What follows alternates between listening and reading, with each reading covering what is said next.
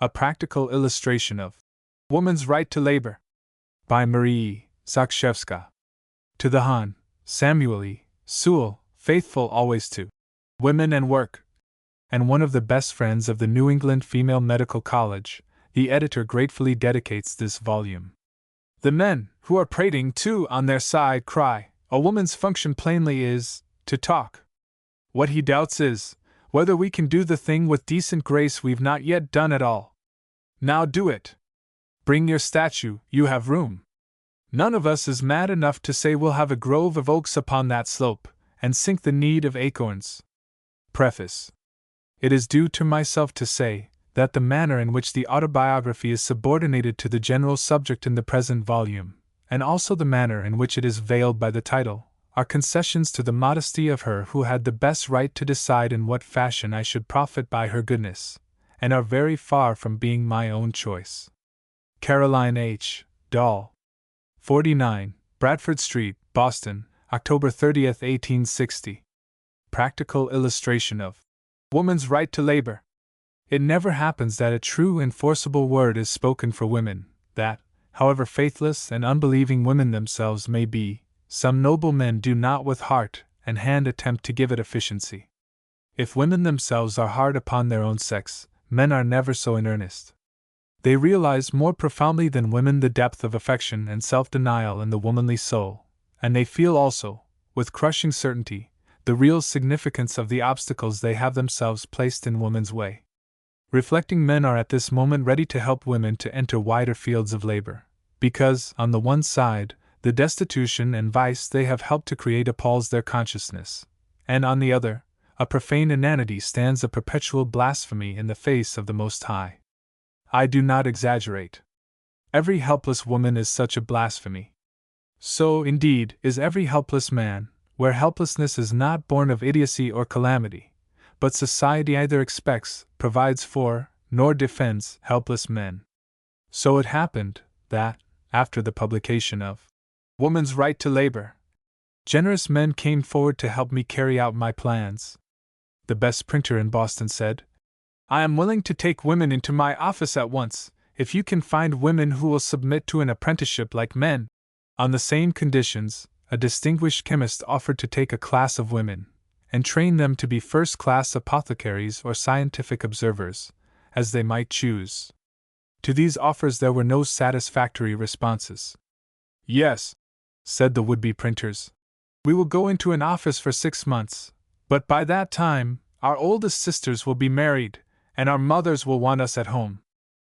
An apprenticeship of 6 years! Exclaimed the young lady of a chemical turn. I should like to learn very much, so that I could be a chemist, if I ever had to, but poison myself for 6 years over those fumes, not I. It is easy to rail against society and men in general, but it is very painful for a woman to confess her heaviest obstacle to success, namely, the weakness of women. The slave who dances, unconscious of degradation on the auction block, is at once the greatest stimulus and the bitterest discouragement of the anti-slavery reformer. So women, contented in ignominious dependence, restless even to insanity from the need of healthy employment and the perversion of their instincts, and confessedly looking to marriage for salvation, are at once a stimulus to exertion, and an obstacle in our way. But no kind, wise heart will heed this obstacle. Having spoken plain to society, having won the sympathy of men, let us see if we cannot compel the attention of these well-disposed but thoughtless damsels. 6 years out of the very bloom of our lives to be spent in the printing office or the laboratory! Exclaimed the dismayed band, and they flutter out of reach along the sidewalks of Beacon Street, or through the mazes of the Lancers. But what happens 10 years afterward, when, from 26 to 30, they find themselves pushed off the pave, or left to blossom on the wall? Desolate, because father and brother have died, disappointed, because well-founded hopes of a home or a career have failed, impoverished, because they depended on strength or means that are broken, what have they now to say to the printing office or the apothecary's shop? They enter both gladly, with quick woman's wit, learning as much in 6 months as men would in a year, but grumbling and discontented that, in competing with men who have spent their whole lives in preparation, they can only be paid at half wages. What does common sense demand, if not that women should make thorough preparation for trades or professions, and having taken up a resolution, should abide by all its consequences like men? Before cases like these my lips are often sealed, and my hands drop paralyzed. Not that they alter God's truth, or make the duty of protest against existing wrong any less incumbent, but they obscure the truth, they needlessly complicate the duty. Perplexed and anxious, I have often felt that what I needed most was an example to set before young girls, an example not removed by superiority of station, advantage of education, or unwanted endowment, beyond their grasp and imitation. There was Florence Nightingale. But her father had a title. It was fair to presume that her opportunities were titled also. All the girls I knew wished they could have gone to the Crimea, while I was morally certain that the first amputation would have turned them all faint. There was Dorothea Dix. She had money and time. It was not strange that she had great success, for she started, a monomaniac in philanthropy, from the summit of personal independence. Mrs. John Stuart Mill, had she ever wanted bread? George Sand, the woman wasn't respectable. In short, whomsoever I named, who had pursued with undeviating perseverance a worthy career, my young friends had their objections ready. No one had ever been so poor, so ill-educated, so utterly without power to help herself, as they, and provoking as these objections were, I felt that they had force.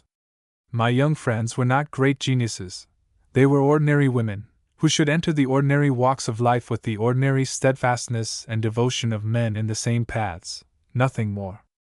What I wanted was an example, not too stilted to be useful, a life flowing out of circumstances not dissimilar to their own, but marked by a steady will, an unswerving purpose. As I looked back over my own life, and wished I could read them its lessons, and I looked back a good way, for I was very young, when the miserable destitution of a drunkard's wife, whom I assisted, showed me how comfortable a thing it was to rest at the mercy of the English common law. As I looked back over my long interest in the position of woman, I felt that my greatest drawback had been the want of such an example. Every practical experiment that the world recorded had been made under such peculiar circumstances, or from such a fortuitous height, that it was at once rejected as a lesson. One thing I felt profoundly: as men sow they must reap, and so must women.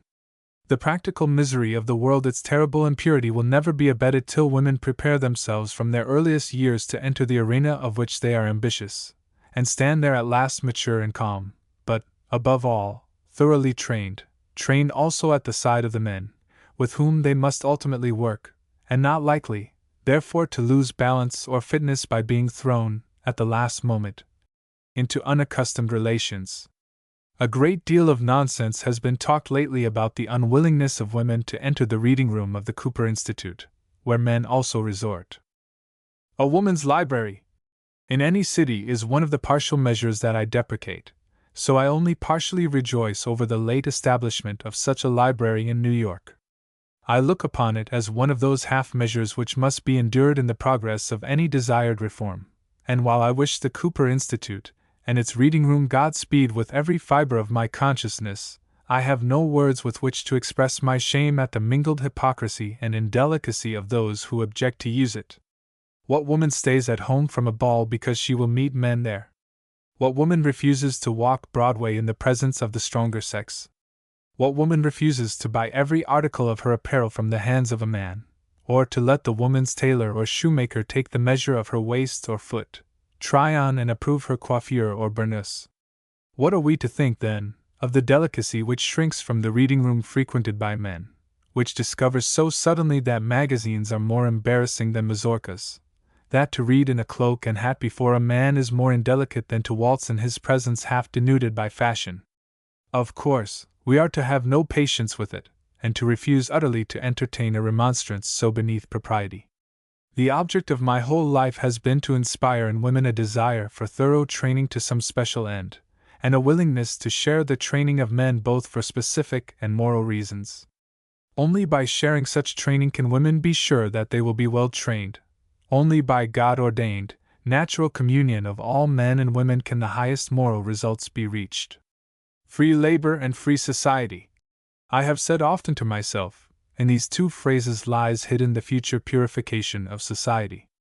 When men and women go everywhere together, the sights they dare not see together will no longer exist. Fair and serene will rise before them all heights of possible attainment, and looking off over the valleys of human endeavor together, they will clear the forest, drain the morass, and improve the intervals stirred by a common impulse. When neither has anything to hide from the other, no social duty will seem too difficult to be undertaken, and when the interest of each sex is to secure the purity of the other, neither religion nor humanity need despair of the result. It was while fully absorbed in thoughts and purposes like these that, in the autumn of 1856, I first saw Marie Zakrzewska.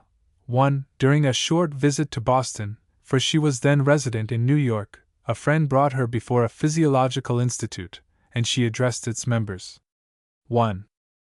She spoke to them of her experience in the hospital at Berlin, and showed that the most sinning, suffering woman never passed beyond the reach of a woman's sympathy and help. She had not, at that time, thoroughly mastered the English language, though it was quite evident that she was fluent, even to eloquence, in German. Now and then, a word failed her, and with a sort of indignant contempt at the emergency, she forced unaccustomed words to do her service, with an adroitness and determination that I never saw equaled. I got from it a new revelation of the power of the English language. She illustrated her noble and nervous thoughts with incidents from her own experience, one of which was told in a manner which impressed it forever on my consciousness. "Soon after I entered the hospital," said Marie, "the nurse called me to a ward where 16 of the most forlorn objects had begun to fight with each other. The inspector and the young physicians had been called to them, but dared not enter the melee. When I arrived, pillows, chairs, footstools, and vessels had deserted their usual places, and one stout little woman, with rolling eyes and tangled hair, lifted a vessel of slops, which she threatened to throw all over me, as she exclaimed, 'Don't dare to come here, you green young thing!' I went quietly towards her, saying gently, 'Be ashamed, my dear woman, of your fury.' Her hands dropped. Seizing me by the shoulder, she exclaimed, 'You don't mean that you look on me as a woman?' 'How else?' I answered, while she retreated to her bed, all the rest standing in the attitudes into which passion had thrown them. 'Arrange your beds,' I said, 'and in 15 minutes let me return, and find everything right.' When I returned, all was as I had desired, every woman standing at her bedside. The short woman was missing, but bending on each a friendly glance, I passed through the ward, which never gave me any more trouble. When, late at night, I entered my room, it was fragrant with violets.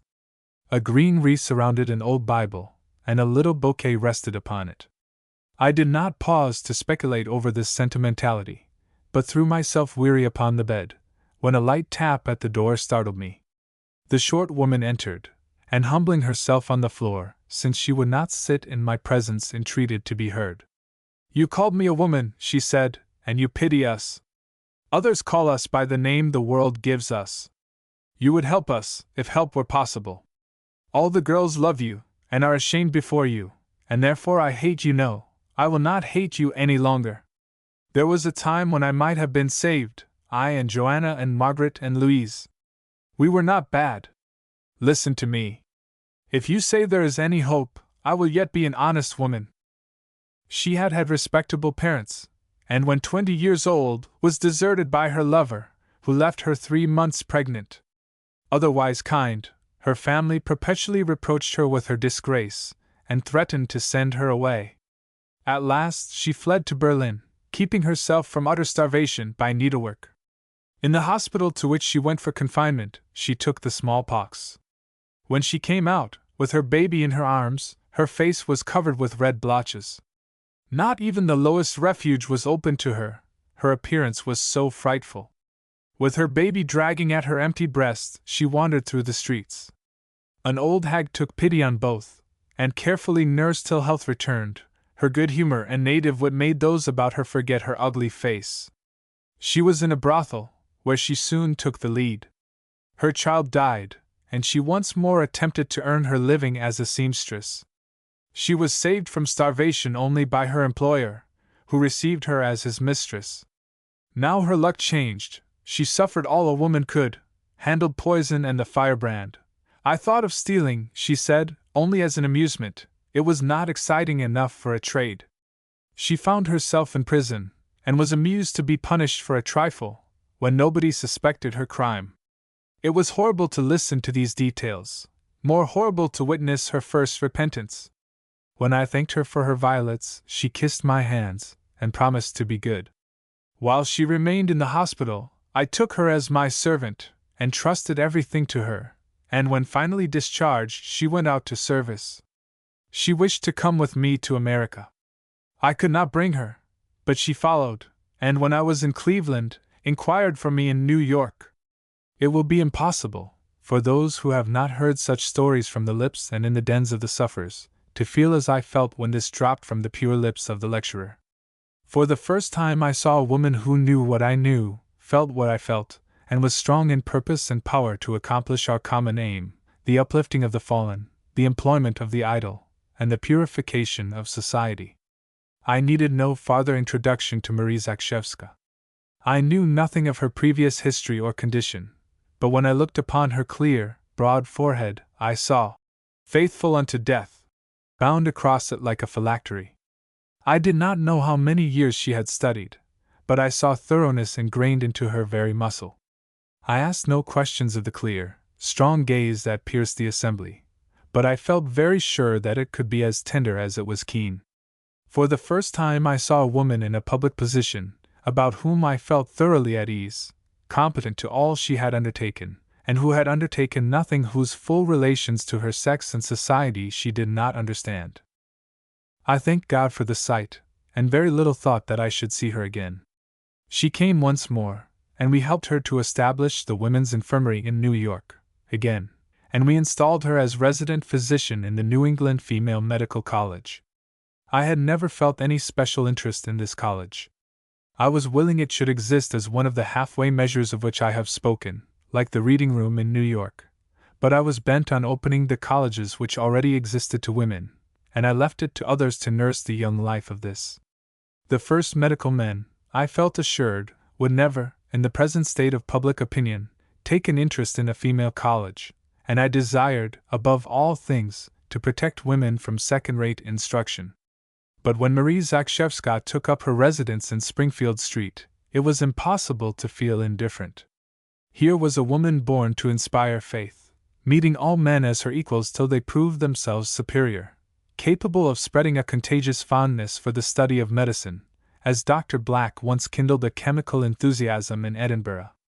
Often did I ponder her past life, which had left significant lines on face and form. We met seldom, always with perfect trust. Whatever I might have to say, I should have felt sure of being understood, if I had not seen her for 6 months, nor could she have failed to find a welcome in my heart for any words of hers. Then I heard the course of lectures which she delivered to ladies in the spring of 1860. For the first time, I heard a woman speak of scientific subjects in a way that satisfied me, nor should I have blushed to find scientific men among her audience. I had felt, from the first, that her life might do what my words never could, namely, inspire women with faith to try their own experiments, give them a dignity, which should refuse to look forward to marriage as an end, while it would lead them to accept it gladly as a providential help. I did not fear that she would be untrue to her vocation, or easily forsake it for a more domestic sphere. She had not entered it, I could see, without measuring her own purpose and its use. It was with such feelings, and such knowledge of Marie, that in a private conversation, last summer with Miss Mary L. Booth of New York, I heard with undisguised pleasure that she had in her possession an autobiography of her friend, in the form of a letter. I really longed to get possession of that letter so intensely, that I dared not ask to see it, but I urged Miss Booth to get consent to its publication. "For," I said, "no single thing will help my work, I am convinced, so much. I look forward to its publication." She replied, "With great delight, it will be the sole labor of love, of my literary life. But neither you nor I believe in reputations which death and posterity have not confirmed. What reasons could I urge to Marie for its present publication?" "The good of her own sex," I replied, "and a better knowledge of the intimate relations existing between free labor and a pure society." I know nothing of our friends' early circumstances, but I cannot be mistaken in the imprint they have left. This is one of those rare cases in which a life may belong to the public before it has closed. I returned to Boston. Later in the season, Miss Booth visited Dr. Zakrzewska. Imagine my surprise when she came to me one day and laid before me the coveted manuscript. "It is yours," she said, "to publish if you choose. I have got Marie's consent." She gave it very reluctantly, but her convictions accord with yours, and she does not think she has any right to refuse. As for me, Miss Booth continued, I resign without regret my dearest literary privilege, because I feel that the position you have earned in reference to woman's labor entitles you to edit it. In an interview which I afterwards held with Marie Zakrzewska, she gave me to understand that, had she been of American birth, she would never have consented to the publication of her letter in her lifetime. "But," she said, "I am a foreigner. You who meet me and sustain me are entitled to know something of my previous history. Those whom I most loved are dead. Not a word of the record can pain them, not a word but may help some life just now beginning. It will make a good sequel to Woman's Right to Labor. Only too good," I thought. May God bless the lesson! It was agreed between Miss Booth and myself that the autobiography should keep its original, simple form, to indicate how and why it was written, so I invite my friends to read it at once with me. Here is something as entertaining as a novel, and as useful as a treatise. Here is a story which must enchant the conservative, while it inspires the reformer. The somewhat hazy forms of Drs. Schmidt and Müller, the king's order to the rebellious electors, the historic prestige of a Prussian locality, all these will lend a magic charm to the plain lesson which New York and Boston need. New York, September, 1857. Dear Mary, it is especially for your benefit that I write these facts of my life. I am not a great personage either through inherited qualifications or the work that I have to show to the world, yet you may find, in reading this little sketch, that with few talents, and very moderate means for developing them, I have accomplished more than many women of genius and education would have done in my place, for the reason that confidence and faith in their own powers were wanting. And for this reason, I know that this story might be of use to others, by encouraging those who timidly shrink from the field of action, though endowed with all that is necessary to enable them to come forth and do their part in life.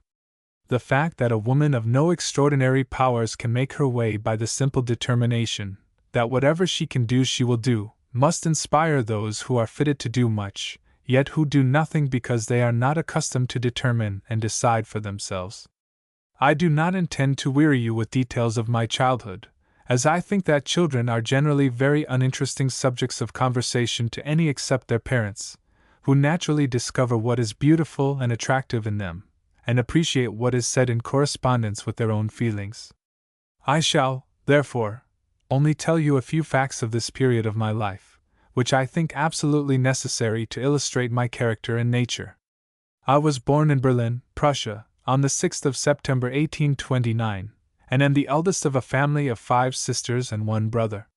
My early childhood passed happily, though heavy clouds of sorrow and care at times overshadowed our family circle. I was of a cheerful disposition, and was always in good humor, even when sick.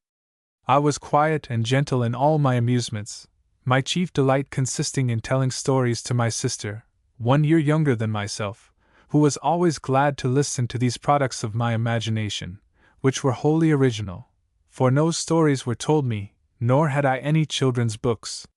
My heroes and heroines were generally distinguished for some mental peculiarity, being kind or cruel, active or indolent, which led them into all sorts of adventures till it suited my caprice to terminate their career.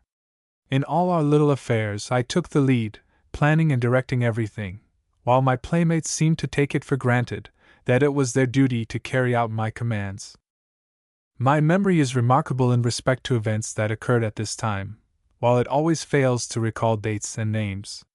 When 20 years of age, I asked my father what sort of a festival he took me to once, in company with a friend of his with only 1 arm, when we walked through meadows where daisies were blossoming in millions, and where we rode in carriages that went round continually until they were wound up. My father answered, with much surprise, that it was a public festival of the cabinet makers, which was celebrated in a neighboring village, and that I was, at that time, only 19 months old. He was so much interested in my story that I related another of my memories. One dark morning, my mother wakened me and hastened my dressing. After this was accomplished, she handed me a cup of something which I had never tasted before, and which was as disagreeable as asafoetida in later years. This was some coffee, which I had to take instead of my usual milk. Then I went with my father to the large park called Thiergarten, where we saw the sun rise. I began to spring about, looking at the big oaks which seemed to reach into the heavens, or stooping down to pluck a flower. Birds of all kinds were singing in chorus, while the flower beds surrounding the statue of Flora scented the pure morning air with the sweetest of perfumes. The sun ascended, meanwhile, from the edge of a little pond covered with water lilies. I was intoxicated with joy. The feeling of that morning is as fresh today as when I related this to my father. I know I walked till I got fairly tired, and we reached a solitary house beyond the park. Probably fatigue took entire possession of me, for I remember nothing more till we were on our way home, and the sun was setting. Then I begged for some large yellow plums which I saw in the stores. My father bought some, but gave me only a few, while I had a desire for all, and stole them secretly from his pockets, so that, when we reached home, I had eaten them all. I was sick after I went to bed, and remember taking some horrible stuff the next morning, probably rhubarb, thus ending the day, which had opened so poetically, in rather a prosaic manner. When I repeated this, my parents laughed, and said that I was only 26 months old, when my father's pride in his oldest child induced him to take me on this visit, when I walked the whole way, which was about 9 miles. These anecdotes are worth preserving, only because they indicate an impressionable nature and great persistence of muscular endurance. It is peculiar that between these two events, and a third which occurred a year after, everything should be a blank. A little brother was then born to me, and lay undressed upon a cushion, while my father cried with sobs. I had just completed my 3rd year, and could not understand why, the next day, this little thing was carried off in a black box. From that time, I remember almost every day's life. I very soon began to manifest the course of my natural tendencies. Like most little girls, I was well provided with dolls, and on the day after a new one came into my possession, I generally discovered that the dear little thing was ill, and needed to be nursed and doctored. Porridges and teas were accordingly cooked on my little toy stove, and administered to the poor doll, until the papier-mâché was thoroughly saturated and broken, when she was considered dead, and preparations were made for her burial, this ceremony being repeated over and over again. White dresses were put on for the funeral, a cricket was turned upside down to serve as the coffin, my mother's flower pots furnished the green leaves for decoration, and I delivered the funeral oration in praise of the little sufferer, while placing her in the tomb improvised of chairs. I hardly ever joined the other children in their plays, except upon occasions like these, when I appeared in the characters of doctor, priest, and undertaker, generally improving the opportunity to moralize, informing my audience that and the doll had died in consequence of disobeying her mother by going out before she had recovered from the measles, and c.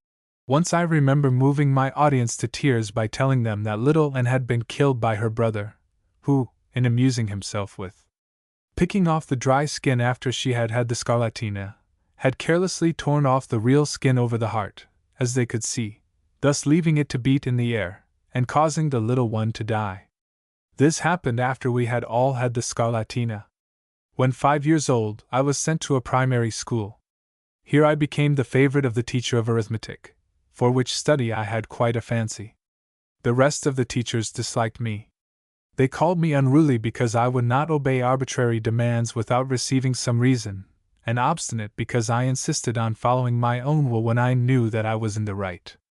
I was told that I was not worthy to be with my playmates, and when I reached the highest class in the school, in which alone the boys and girls were taught separately, I was separated from the latter, and was placed with the boys by way of punishment, receiving instructions with them from men, while the girls in the other class were taught by women. Here I found many friends. I joined the boys in all their sports, sliding and snowballing with them in winter, and running and playing ball in summer. With them I was merry, frank, and self-possessed, while with the girls I was quiet, shy, and awkward. I never made friends with the girls, or felt like approaching them. Once only, when I was 11 years old, a girl in the young ladies' seminary in which I had been placed when 8 years of age won my affection. This was Elizabeth Hohenhorst, a child of 12, remarkably quiet, and disposed to melancholy. She was a devout Catholic, and, knowing that she was fated to become a nun, was fitting herself for that dreary destiny, which rendered her very sentimental. She was full of fanciful visions, but extremely sweet and gentle in her manners. My love for her was unbounded. I went to church in her company, was present at all the religious festivals, and accompanied her to receive religious instruction. In short, I made up my mind to become a Catholic, and if possible, a nun like herself. My parents, who were rationalists, belonging to no church, gave me full scope to follow out my own inclinations, leaving it to my nature to choose for me a fitting path. This lasted until Elizabeth went for the first time to the confessional, and when the poor innocent child could find no other sin of which to speak than the friendship which she cherished for a Protestant, the priest forbade her to continue this, until I, too, had become a Catholic, reminding her of the holiness of her future career. The poor girl conscientiously promised to obey. When I came the next morning and spoke to her as usual, she turned away from me, and burst into tears. Surprised and anxious, I asked what was the matter, when, in a voice broken with sobs, she told me the whole story, and begged me to become a Catholic as soon as I was 14 years old. Never in my whole life shall I forget that morning. For a moment I gazed on her with the deepest emotion, pitying her almost more than myself, then suddenly turned coldly and calmly away, without answering a single word. My mind had awakened to the despotism of Roman Catholicism, and the Church had lost its expected convert. I never went near her again, and never exchanged another word with her. This was the only friend I had during 8.5 years of uninterrupted attendance at school.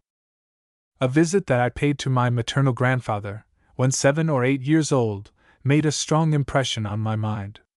My grandfather, on his return from the War of 1813-15, in which he had served, had received from the authorities of Prenzlau, the city in which he lived, a grant of a half-ruined cloister, with about 100 acres of uncultivated land attached, by way of acknowledgment for his services. He removed thither with his family, and shortly after invited the widows of some soldiers, who lived in the city, to occupy the apartments which he did not need. The habitable rooms were soon filled to overflowing with widows and orphans, who went to work with him to cultivate the ground. It was not long before crippled and invalid soldiers arrived, begging to be allowed to repair the cloister, and to find a shelter also within its walls. They were set to work at making brick, the material for which my grandfather had discovered on his land, and in about 5 years an institution was built, the more valuable from the fact that none lived there on charity, but all earned what they needed by cultivating the ground, having first built their own dwelling, which, at this time, looked like a palace, surrounded by trees, grass, and flowers. Here, in the evening, the old soldiers sung martial songs, or told stories of the wars to the orphans gathered about them, while resting from the labors of the day. I tell you of this institution so minutely, to prove to you how wrong it is to provide charitable homes for the poor as we provide them, homes in which the charity always humiliates and degrades the individual.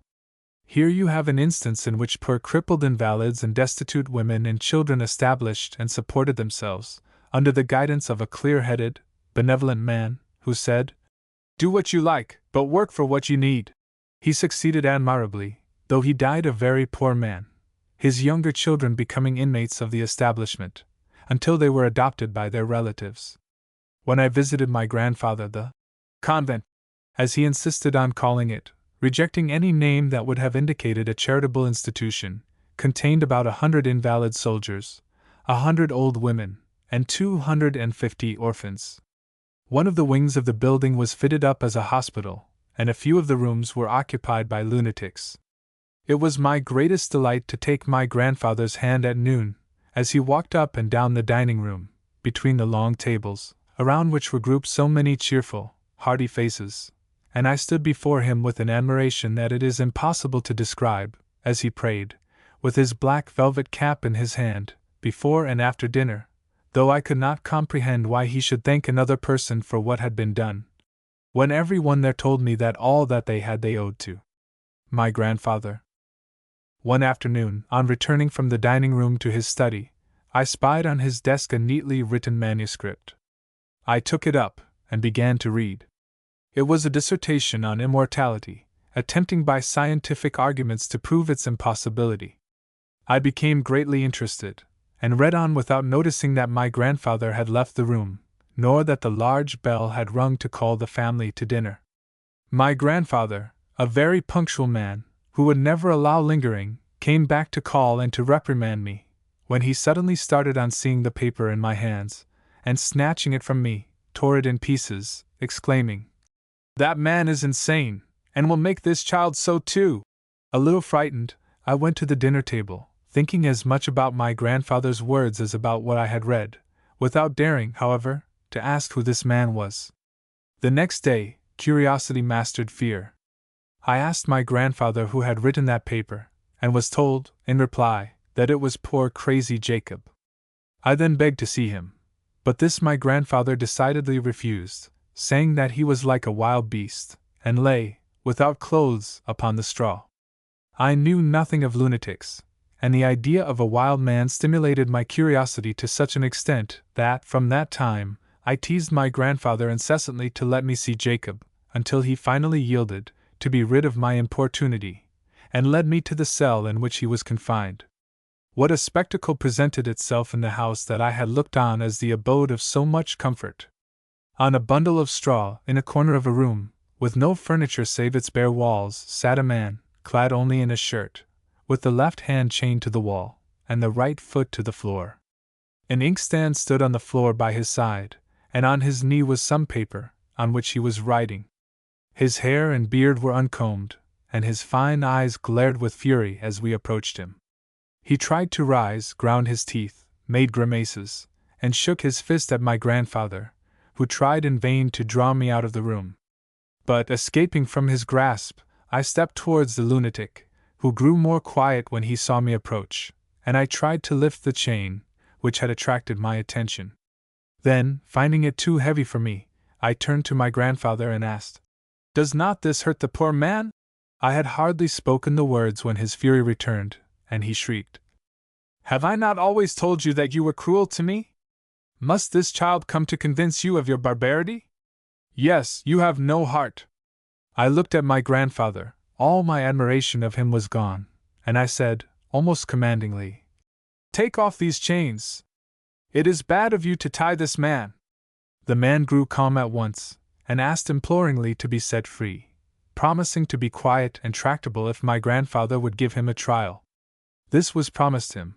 His chains were removed the same day, and Jacob was ever after not only harmless and obedient, but also a very useful man in the house. I never afterwards accompanied my grandfather. I had discovered a side in his nature which repelled me. I spent the remainder of my visit in the workrooms and the sickroom, always secretly fearing that I should meet with some new cruelty, but no such instance ever came to my view. On my return from my grandfather's, I found that a cousin had suddenly become blind. She was soon after sent to the ophthalmic hospital, where she remained for more than a year, and during this time, I was her constant companion after school hours.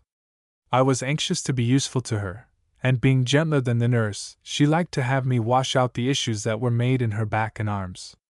The nurse, who was very willing to be relieved of the duty, allowed me to cleanse the eyes of the girl next my cousin, and thus these cares were soon made to depend on my daily visit. Child as I was, I could not help observing the carelessness of the nurses, and their great neglect of cleanliness. One day, when the head nurse had washed the floor, leaving pools of water standing under the beds, the under-nurse found fault with it, and said, "I shall tell the doctor, when he comes, why it is that the patients always have colds." "Do," said the head nurse. "What do men understand of such matters? If they knew anything about them, they would long ago have taken care that the mattress upon which one patient dies should always be changed before another comes in." This quarrel impressed itself upon my memory, and the wish rose in my mind that some day I might be head nurse, to prevent such wrongs, and to show kindness to the poor lunatics. At the end of the year, my cousin left the hospital at the same time. Trouble and constant sickness fell upon our family. My father, who held liberal opinions and was of an impetuous temperament, manifested some revolutionary tendencies, which drew upon him the displeasure of the government, and caused his dismissal, with a very small pension, from his position as military officer. This involved us in great pecuniary difficulties, for our family was large, and my father's income too small to supply the most necessary wants, while to obtain other occupation for the time was out of the question. In this emergency, my mother determined to petition the city government for admission to the school of midwives established in Berlin, in order in this manner to aid in the support of the family. Influential friends of my father secured her the election, and she was admitted to the school in 1839, I being at that time 10 years of age. The education of midwives for Berlin requires a 2 years' course of study, during 6 months of which they are obliged to reside in the hospital, to receive instructions from the professors together with the male students. My mother went there in the summer of 1840. I went to stay at the house of an aunt, who wished my company, and the rest of the children were put out to board together. In a few weeks, my eyes became affected with weakness, so that I could neither read nor write, and I begged my mother to let me stay with her in the hospital. She applied for permission to the director, and received a favorable answer. I was placed under the care of one of the physicians, Dr. Muller, who took a great fancy to me, and made me go with him wherever he went while engaged in the hospital. My eyes being bandaged, he led me by the hand, calling me his little blind doctor. In this way I was constantly with him, hearing all his questions and directions, which impressed themselves the more strongly on my mind from the fact that I could not see, but had to gain all my knowledge through hearing alone. One afternoon, when I had taken the bandage off my eyes for the first time, Dr. Muller told me that there was a corpse of a young man to be seen in the dead house, that had turned completely green in consequence of poison that he had eaten. I went there after my rounds with him, but finding the room filled with relatives, who were busily engaged in adorning the body with flowers, I thought that I would not disturb them, but would wait until they had gone before I looked at it, and went meanwhile through the adjoining rooms. These were all freshly painted.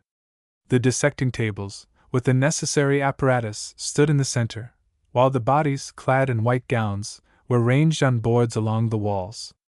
I examined everything, came back, and looked to my heart's content at the poisoned young man, without noticing that not only the relatives had left, but that the prosector had also gone away. After locking up the whole building, I then went a second time to the other rooms, and looked again at everything there, and at last, when it became dark and I could not leave the house, sat down upon the floor, and went to sleep. After knocking for half an hour at the door, in the hope that some passer might hear, my mother, who knew that I had gone with Dr. Muller, did not trouble herself about me until 9 o'clock, when she grew uneasy at my stay, and thinking that he might have taken me to his rooms, went there in search of me, but found that he was out, and that the doors were locked. She then inquired of the people in the house whether they knew anything about me, and was told that they had last seen me going into the dead house. Alarmed at this intelligence, my mother hastened to the prosector, who unwillingly went with her to the park in which the dead house stood, assuring her all the way that I could not possibly be there, when, on opening the door, he saw me sitting close by, on the floor, fast asleep. In a few days after this adventure, I recovered the use of my eyes. As it was at this time the summer vacation, in which I had no school tasks, I asked Dr. Muller for some books to read. He inquired what kind of books I wanted. I told him, books about history, upon which he gave me 2 huge volumes, the History of Midwifery and the History of Surgery. Both were so interesting that I read them through during the 6 weeks of vacation, which occupied me so closely that even my friend Dr. Muller could not lay hold of me when he went his morning and evening rounds. From this time I date my study of medicine, for though I did not continue to read upon the subject, I was instructed in the no less important branch of psychology by a new teacher, whom I found on my return to school at the close of the summer vacation. To explain better how my mind was prepared for such teaching, I must go back to my position in school. In both schools that I attended, I was praised for my punctuality, industry, and quick perception. Beloved I was in neither; on the contrary, I was made the target for all the impudent jokes of my fellow pupils, ample material for which was furnished in the carelessness with which my hair and dress were usually arranged, these being left to the charge of a servant, who troubled herself very little about how I looked, provided that I was whole and clean. The truth was, I often presented a ridiculous appearance, and once I could not help laughing heartily at myself, on seeing my own face by accident in a glass, with one braid of hair commencing over the right eye, and the other over the left ear. I quietly hung a map over the glass to hide the ludicrous picture, and continued my studies, and most likely appeared in the same style the next day. My face, besides, was neither handsome, nor even prepossessing, a large nose overshadowing the undeveloped features, and I was ridiculed for my ugliness, both in school and at home, where an aunt of mine, who disliked me exceedingly, always said, in describing plain people, "Almost as ugly as Marie." Another cause arose to render my position at school still more intolerable. In consequence of the loss of his position in the army, my father could no longer afford to pay my school bills, and was about, in consequence, to remove me from school, when the principal offered to retain me without pay, although she disliked me, and did not hesitate to show it, any more than to tell me, whenever I offended her, that she would never keep so ugly and naughty a child without being paid for it, were it not for the sake of so noble a father. These conditions and harsh judgments made me a philosopher. I heard myself called obstinate and wilful, only because I believed myself in the right, and persisted in it. I felt that I was not maliciously disposed towards anyone, but wished well to all, and I offered my services not only willingly, but cheerfully, wherever they could be of the least use, and saw them accepted, and even demanded, by those who could not dispense with them, though they shunned and ridiculed me the same as before. I felt that they only sought me when they needed me. This made me shrink still more from their companionship, and when my sister did not walk home from school with me, I invariably went alone. The idea that I might not wish to attach myself to playmates of this sort never occurred to anyone, but I was constantly reproached with having no friends among my schoolfellows, and was told that no one could love so disagreeable and repelling a child. This was a severe blow to my affectionate nature, but I bore it calmly, consoling myself with the thought that they were wrong, that they did not understand me, and that the time would come when they would learn that a great, warm heart was concealed beneath the so-called repulsive exterior. But however soothing all this was for the time, a feeling of bitterness grew up within me. I began to be provoked at my ugliness, which I believed to be excessive. I speculated why parents so kind and good as mine should be deprived of their means of support, merely because my father would not consent to endure wrong and imposition. I was indignant at being told that it was only for my father's sake that I was retained in a school where I tried to do my best, and where I always won the highest prizes, and I could not see why, at home, I should be forced to do housework when I wanted to read, while my brother, who wished to work, was compelled to study. When I complained of this last grievance, I was told that I was a girl, and never could learn much, but was only fit to become a housekeeper. All these things threw me upon my own resources, and taught me to make the most of every opportunity, custom and habit to the contrary notwithstanding. It was at this juncture that I found, on my return to school, the psychologic instructor of whom I have spoken, and a newly engaged teacher of history, geography, and arithmetic, all of which were my favorite studies. With this man I formed a most peculiar friendship, he being 20 years older than myself, and in every respect a highly educated man. I, a child of 12, neglected in everything except in my common school education.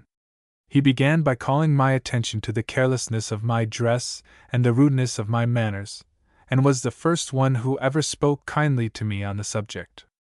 I told him all my thoughts, that I did not mean to be disagreeable, but that every one thought that I could not be otherwise, that I was convinced that I was good enough at heart, and that I had at last resigned myself to my position, as something that could not be helped.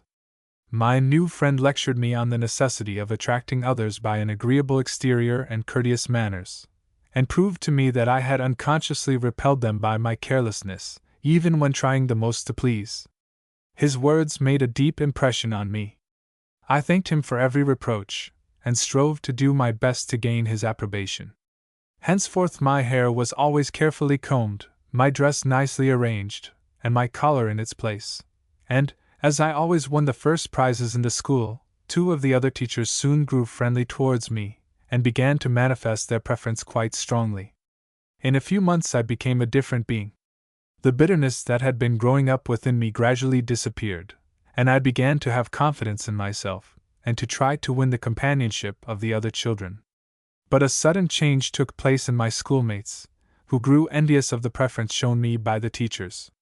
Since they could no longer ridicule me for the carelessness of my dress, they now began to reproach me for my vanity, and to call me a coquette, who only thought of pleasing through appearances. This blow was altogether too hard for me to bear. I knew that they were wrong, for, with all the care I bestowed on my dress, it was not half so fine as theirs, as I had but 2 calico dresses, which I wore alternately, a week at a time, through the summer. I was again repelled from them, and at noon, when the rest of the scholars went home, I remained with my teacher friend in the schoolroom, assisting him in correcting the exercises of the pupils.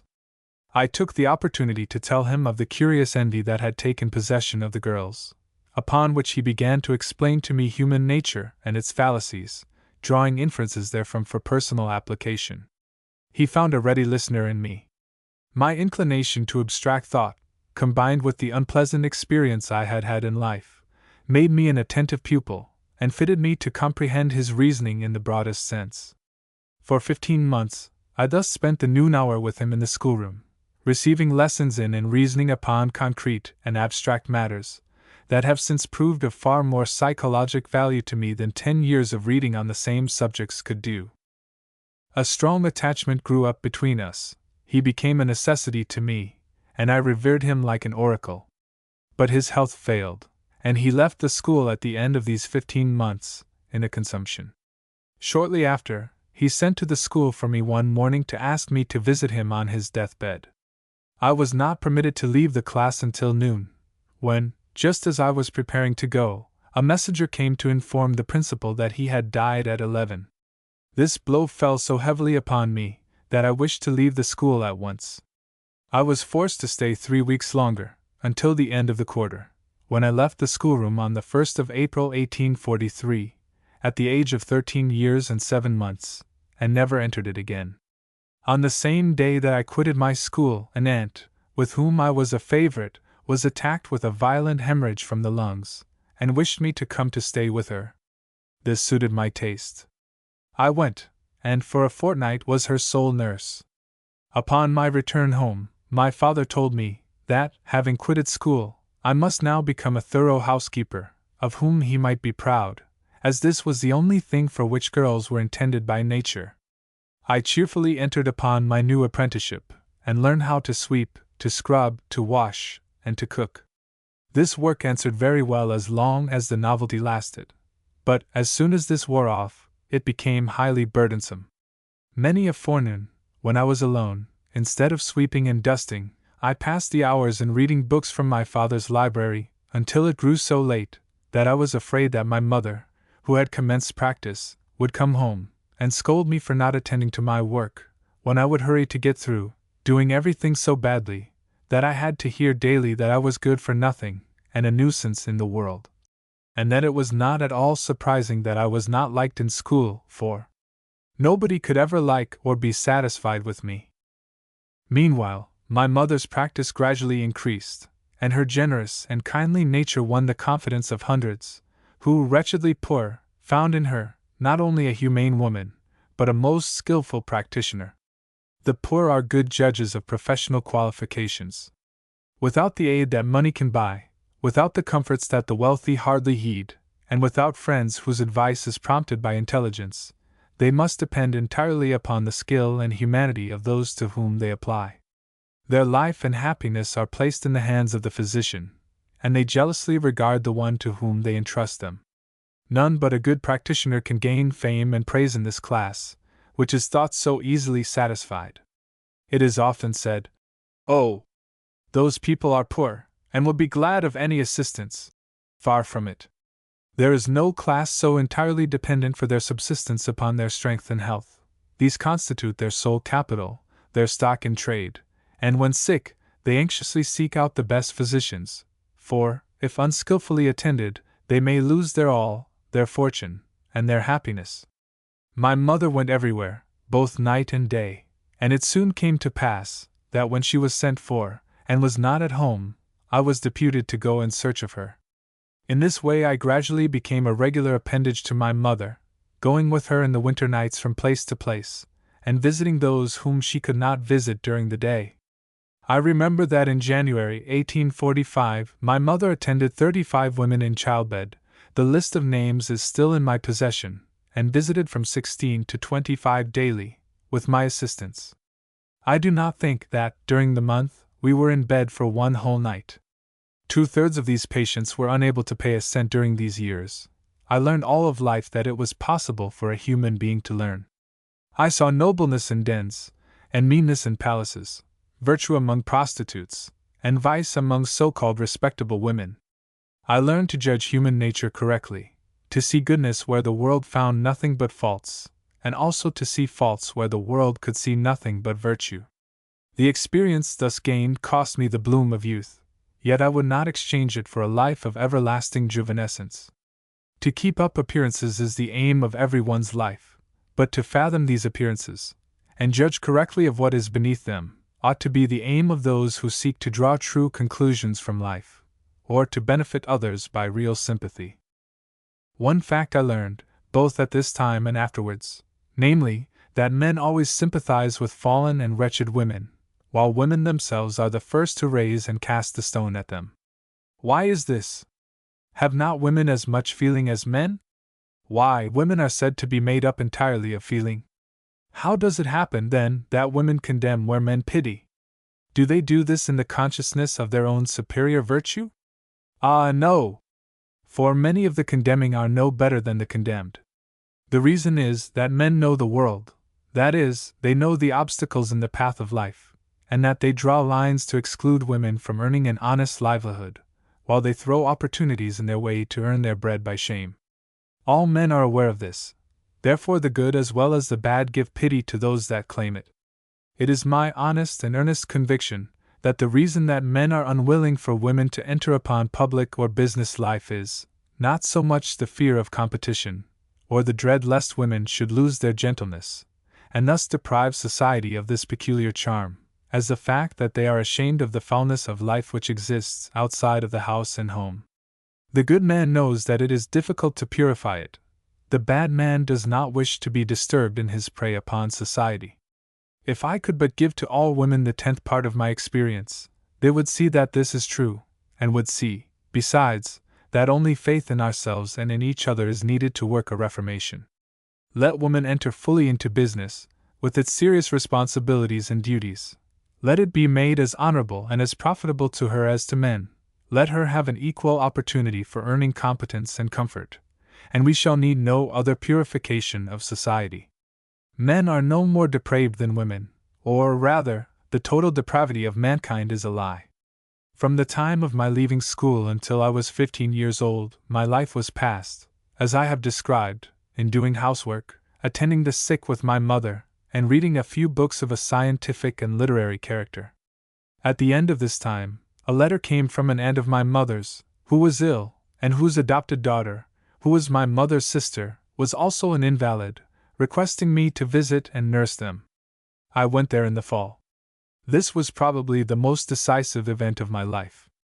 My great-aunt had a cancer that was to be taken out.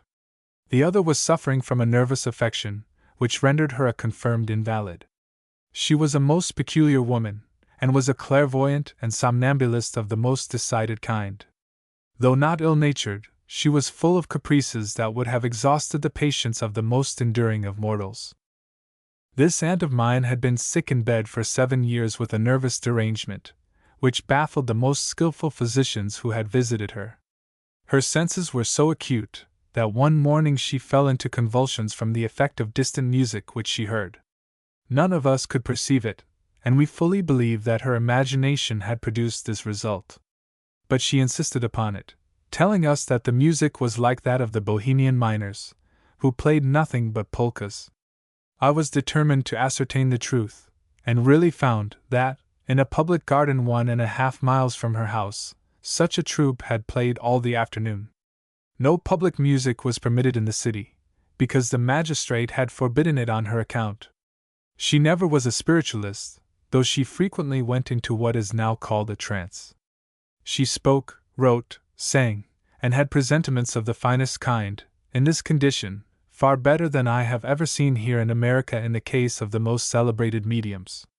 She even prescribed for herself with success, yet was not a spiritualist. She was a somnambulist, and though weak enough when awake, threatened several times to pull the house down, by her violence in this condition. She had strength like a lion, and no man could manage her. I saw the same thing in the hospital later. This aunt is now healthy, not cured by her own prescriptions or the magnetic or infinitesimal doses of Dr. Arthur Lutz, but by a strong emotion which took possession of her at the time of my great-aunt's death. She is not sorry that she has lost all these strange powers, but heartily glad of it. When she afterwards visited us in Berlin, she could speak calmly and quietly of the perversion to which the nervous system may become subject, if managed wrongly, and could not tell how glad she was to be rid of all the emotions and notions she had been compelled to dream out. Overcare and over-anxiety had brought this about, and the same causes could again bring on a condition which the ancients deemed holy, and which the psychologist treats as one bordering on insanity. The old aunt was extremely suspicious and avaricious. 8 weeks after my arrival, she submitted to an operation. The operating surgeon found me so good an assistant that he entrusted me often with the succeeding dressing of the wound. For 6 weeks, I was the sole nurse of the two, going from one room to the other both night and day, and attending to the household matters beside, with no other assistant than a woman who came every morning for an hour or two to do the rough work, while an uncle and a boy cousin were continually troubling me with their torn buttons, and see. I learned in this time to be cheerful and light-hearted in all circumstances, going often into the anteroom to have a healthy, hearty laugh. My surroundings were certainly anything but inspiring. I had the sole responsibility of the 2 sick women, the one annoying me with her caprices, the other with her avarice. In one room, I heard fanciful forebodings, in the other, reproaches for having used a teaspoonful too much sugar. I always had to carry the key of the storeroom to the old aunt, in order that she might be sure that I could not go in and eat bread when I chose. At the end of 6 weeks, she died, and I put on mourning for the only time in my life, certainly not through grief. Shortly after the death of my aunt, the attending physician introduced me to a disciple of Hahnemann by the name of Arthur Lutz, who was, I think, a doctor of philosophy, certainly not of medicine. Besides being an infinitesimal homeopathist, this man was a devotee to mesmerism. He became very friendly towards me, and supplied me with books, telling me that I would not only make a good homeopathic physician, but also an excellent medium for mesmerism, magnetism, and see. At all events, I was glad to get the books, which I read industriously, while he constantly supplied me with new ones, so that I had quite a library when he left the place, which he did before my return. He, too, lived in Berlin, and inquired my residence, promising to visit me there, and to teach me the art he practiced. I remained with my aunt until late in the spring, when my health failed, and I returned home. I was very ill for a time with brain fever, but at last recovered, and set to work industriously to search for information in respect to the human body. Dr. Lutz kept his word.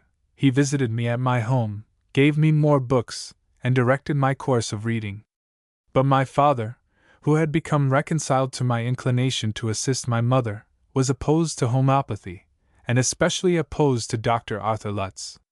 He even threatened to turn him out of the house, if I permitted him to visit me again, and burned all my books, except one that I snatched from the flames. From this time, I was resolved to learn all that I could about the human system. I read all the books on the subject that I could get, and tried besides to educate myself in other branches. My father was satisfied with this disposition, and was glad to hear me propose to have a French teacher in the house, both for my sake and for that of the other children. I studied in good earnest by myself at the same time, going through the usual discipline of German girls. I learned plain sewing, dressmaking, and the management of the household, but was allowed to use my leisure time as I pleased. When my sisters went skating, I remained at home to study. When they went to balls and theaters, I was thought the proper person to stay to watch the house. Having become so much older, I was now of great assistance to my mother in her business. No one complained any longer of my ugliness or my rudeness.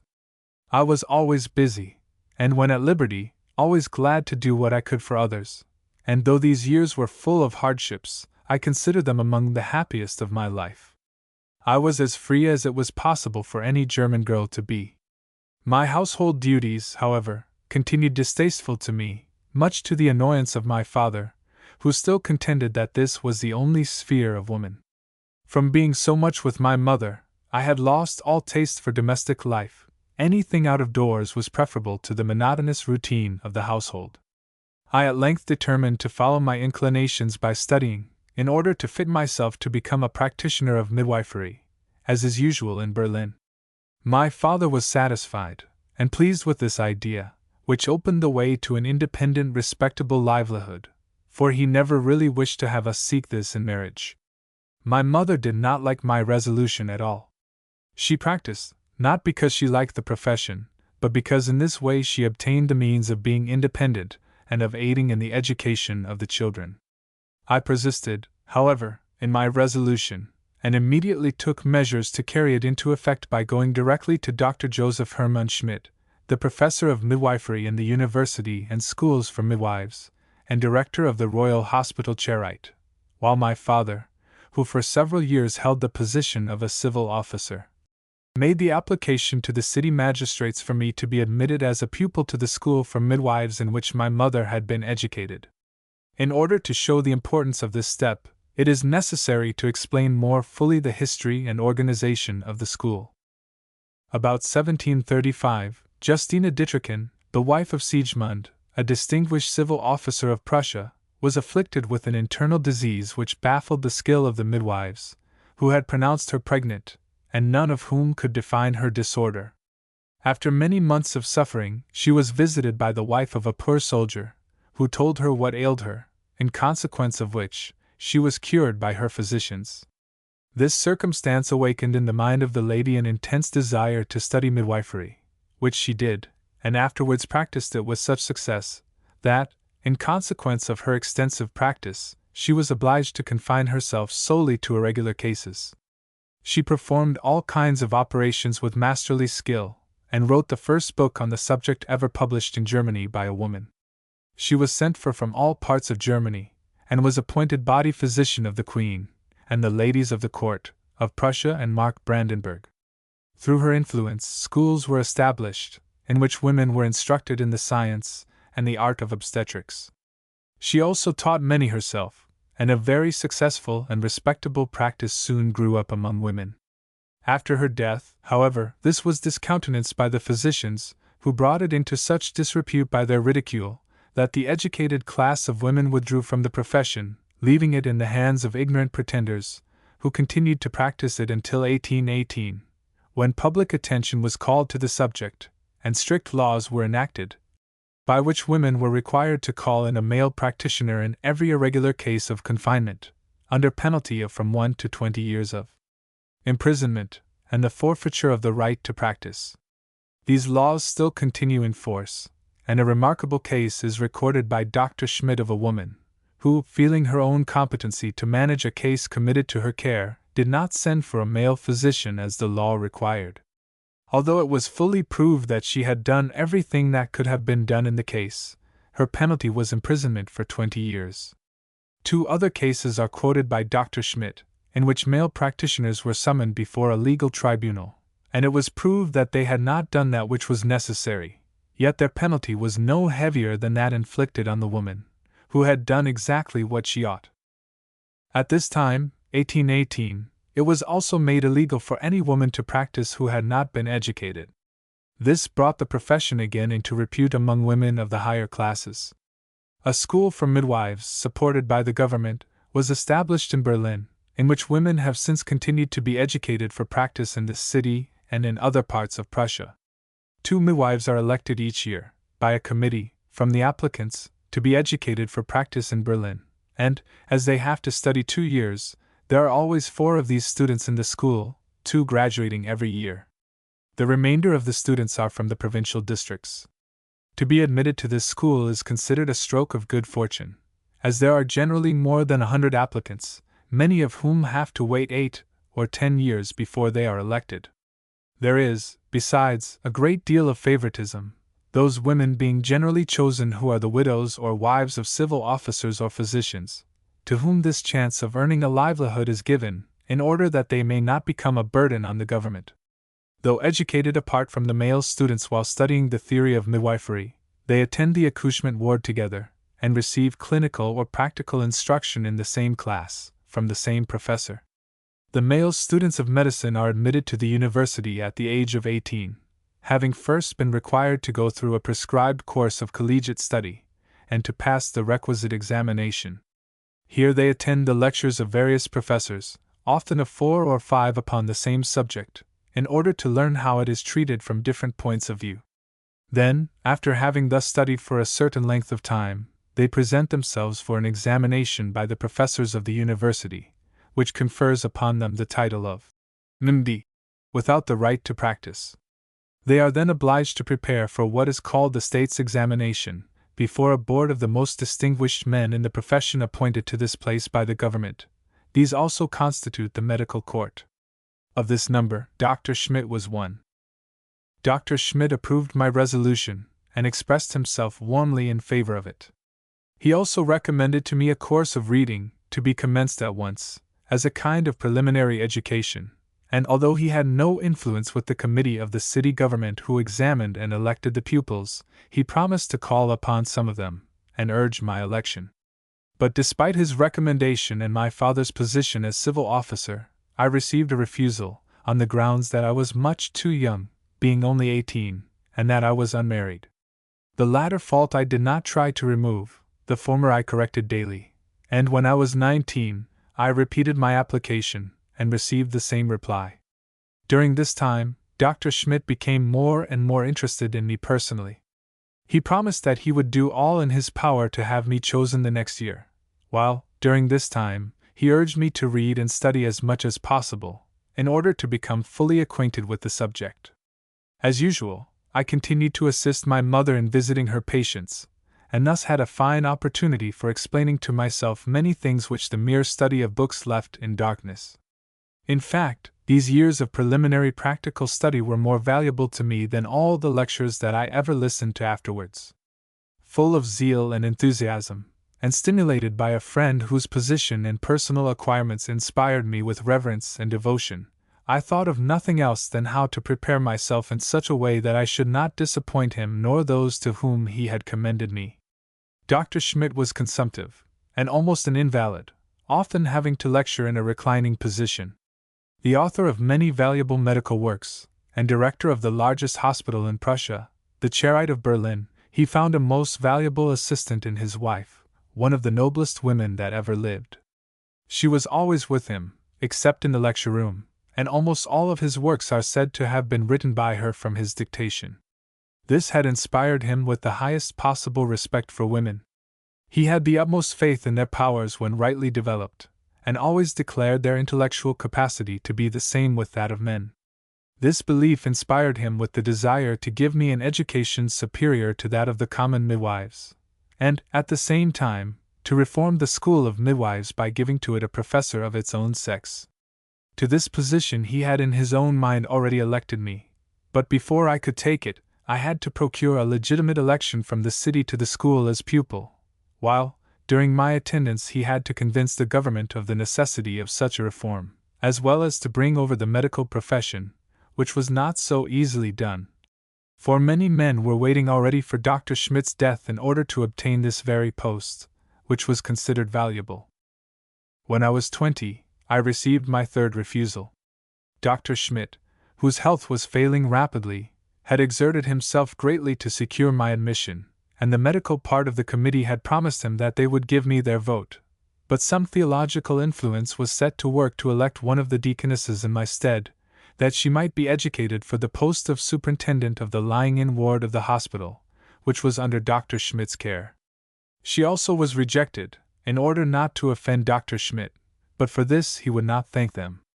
No sooner had I carried him the letter of refusal than he ordered his carriage, and proceeding to the royal palace, obtained an audience of the king, to whom he related the refusal of the committee to elect me, on the ground that I was too young and unmarried, and entreated of him a cabinet order which should compel the city to admit me to the school, adding, that he saw no reason why Germany, as well as France, should not have and be proud of a La Chapelle.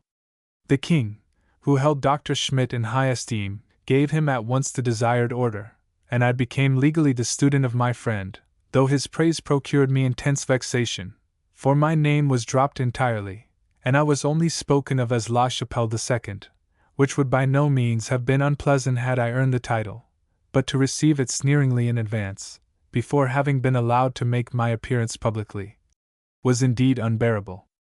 On the third day after his visit to the king, Dr. Schmidt received me into the class, and introduced me to it as his future assistant teacher.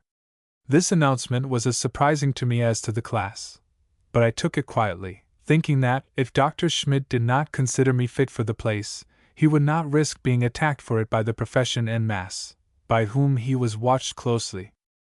On the same day, a little incident occurred which I must mention.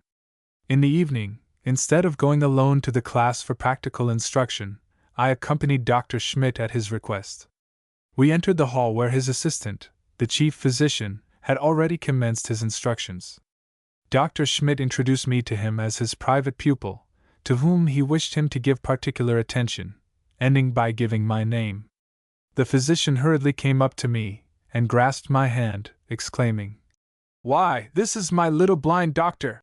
I looked at him, and recognized the very Dr. Muller with whom I used to make the rounds of the hospital when 12 years old, and who had since risen to the position of chief physician. This rencontre, and the interest that he manifested afterwards greatly relieved Dr. Schmidt, who had feared that he would oppose me, instead of giving me any special aid. During this winter's study, I spent the most of the time in the hospital, being almost constantly at the side of Dr. Schmidt.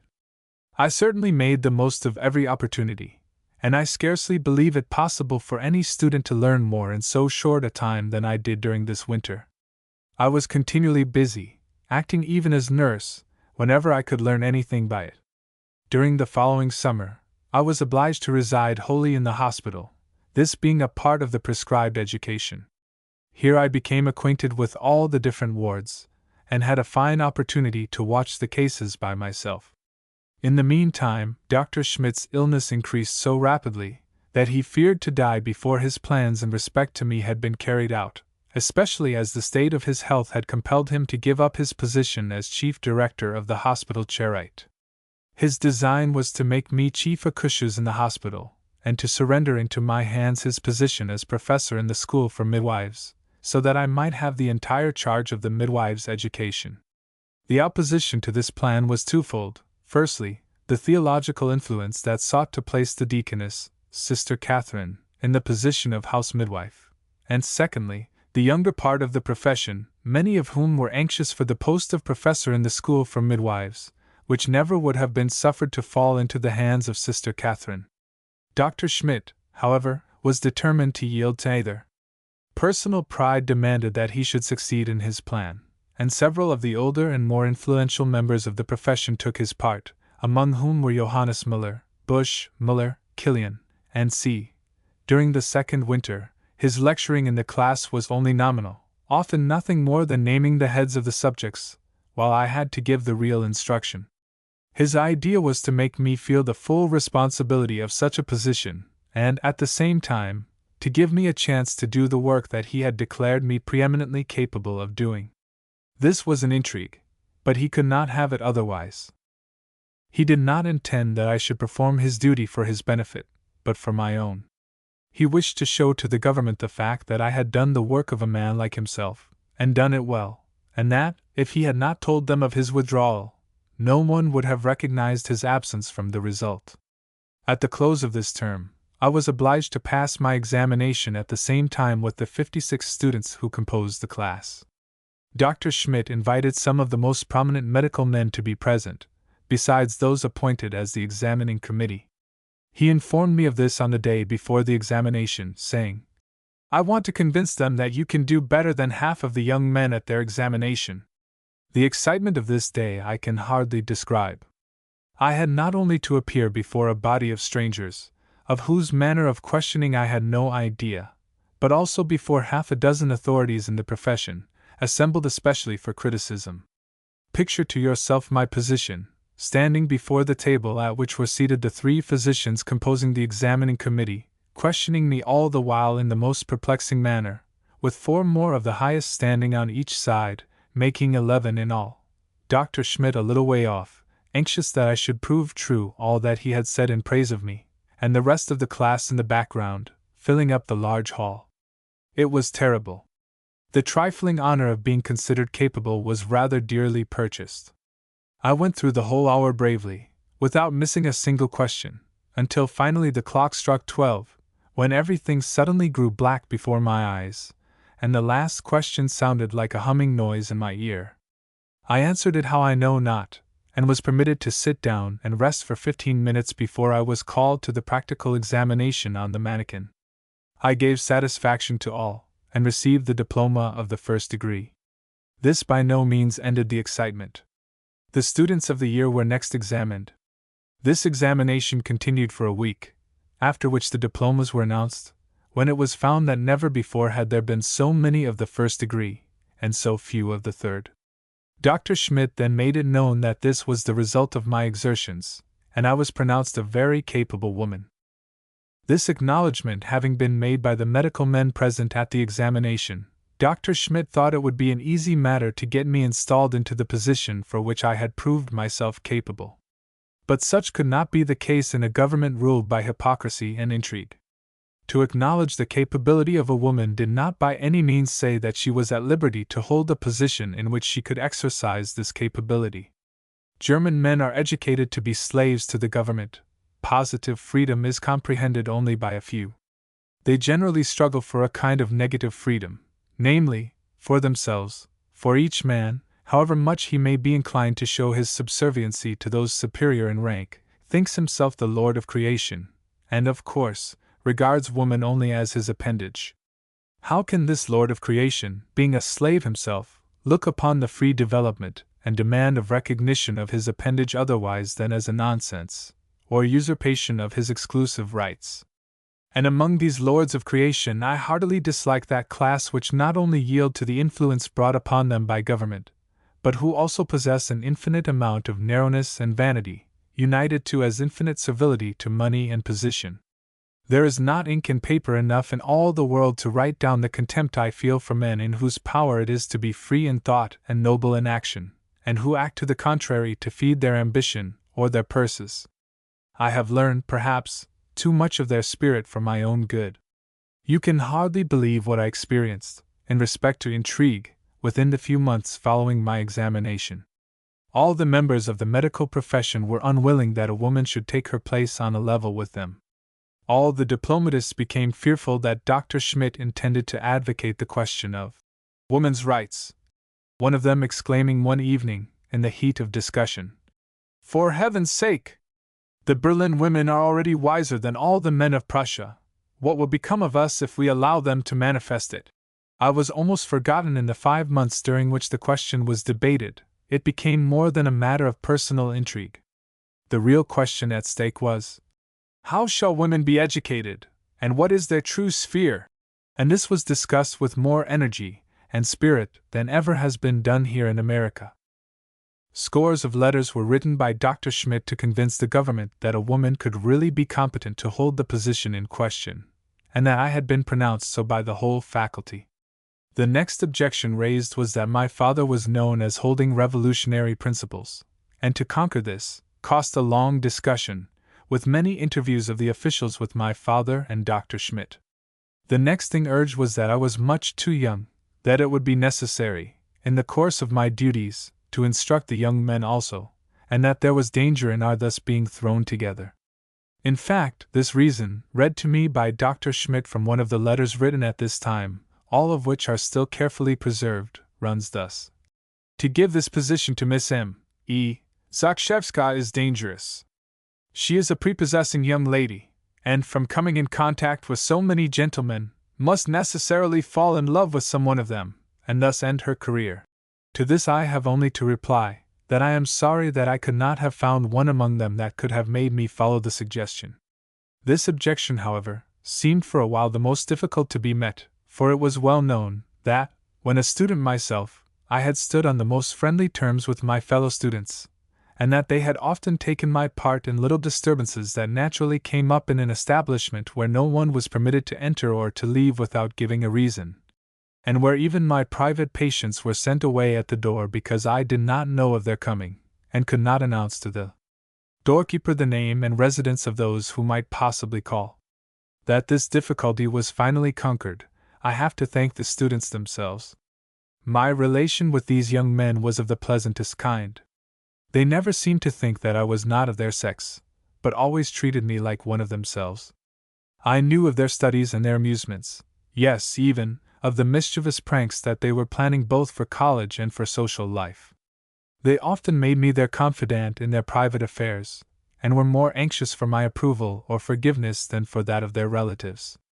I learned, during this time, how great is the friendly influence of a woman even upon fast-living and licentious young men, and this has done more to convince me of the necessity that the two sexes should live together from infancy, than all the theories and arguments that are brought to convince the mass of this fact. As soon as it became known among the students that my youth was the new objection, they treated it in such a manner that the whole thing was transformed into a ridiculous bugbear, growing out of the imagination of the virtuous opposers. Nothing now seemed left in the way of my attaining to the position, when suddenly it dawned upon the mind of some that I was irreligious, that neither my father nor my mother attended church, and that, under such circumstances, I could not, of course, be a churchgoer. Fortunately, I had complied with the requirements of the law, and could therefore bring my certificate of confirmation from one of the Protestant churches. By the advice of Dr. Schmidt, I commenced to attend church regularly, and continued until a little incident happened which I must relate here. One Sunday, just after the sermon was over, I remembered that I had forgotten to give instructions to the nurse in respect to a patient, and left the church without waiting for the end of the service.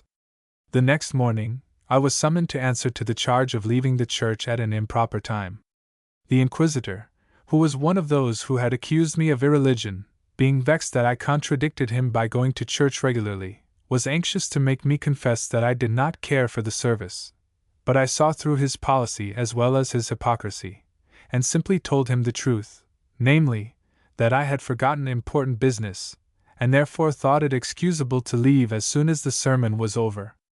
Whether he sought to lure me on to further avowals, I know not, but whatever was his motive, he asked me, in reply, whether I believed that he cared for the humdrum custom of church-going and whether I thought him imbecile enough to consider this as anything more than the means by which to keep the masses in check, adding, that it was the duty of the intelligent to make the affair respectable by setting the example of going themselves, and that he only wished me to act on this principle, when all accusations of irreligion would fall to the ground.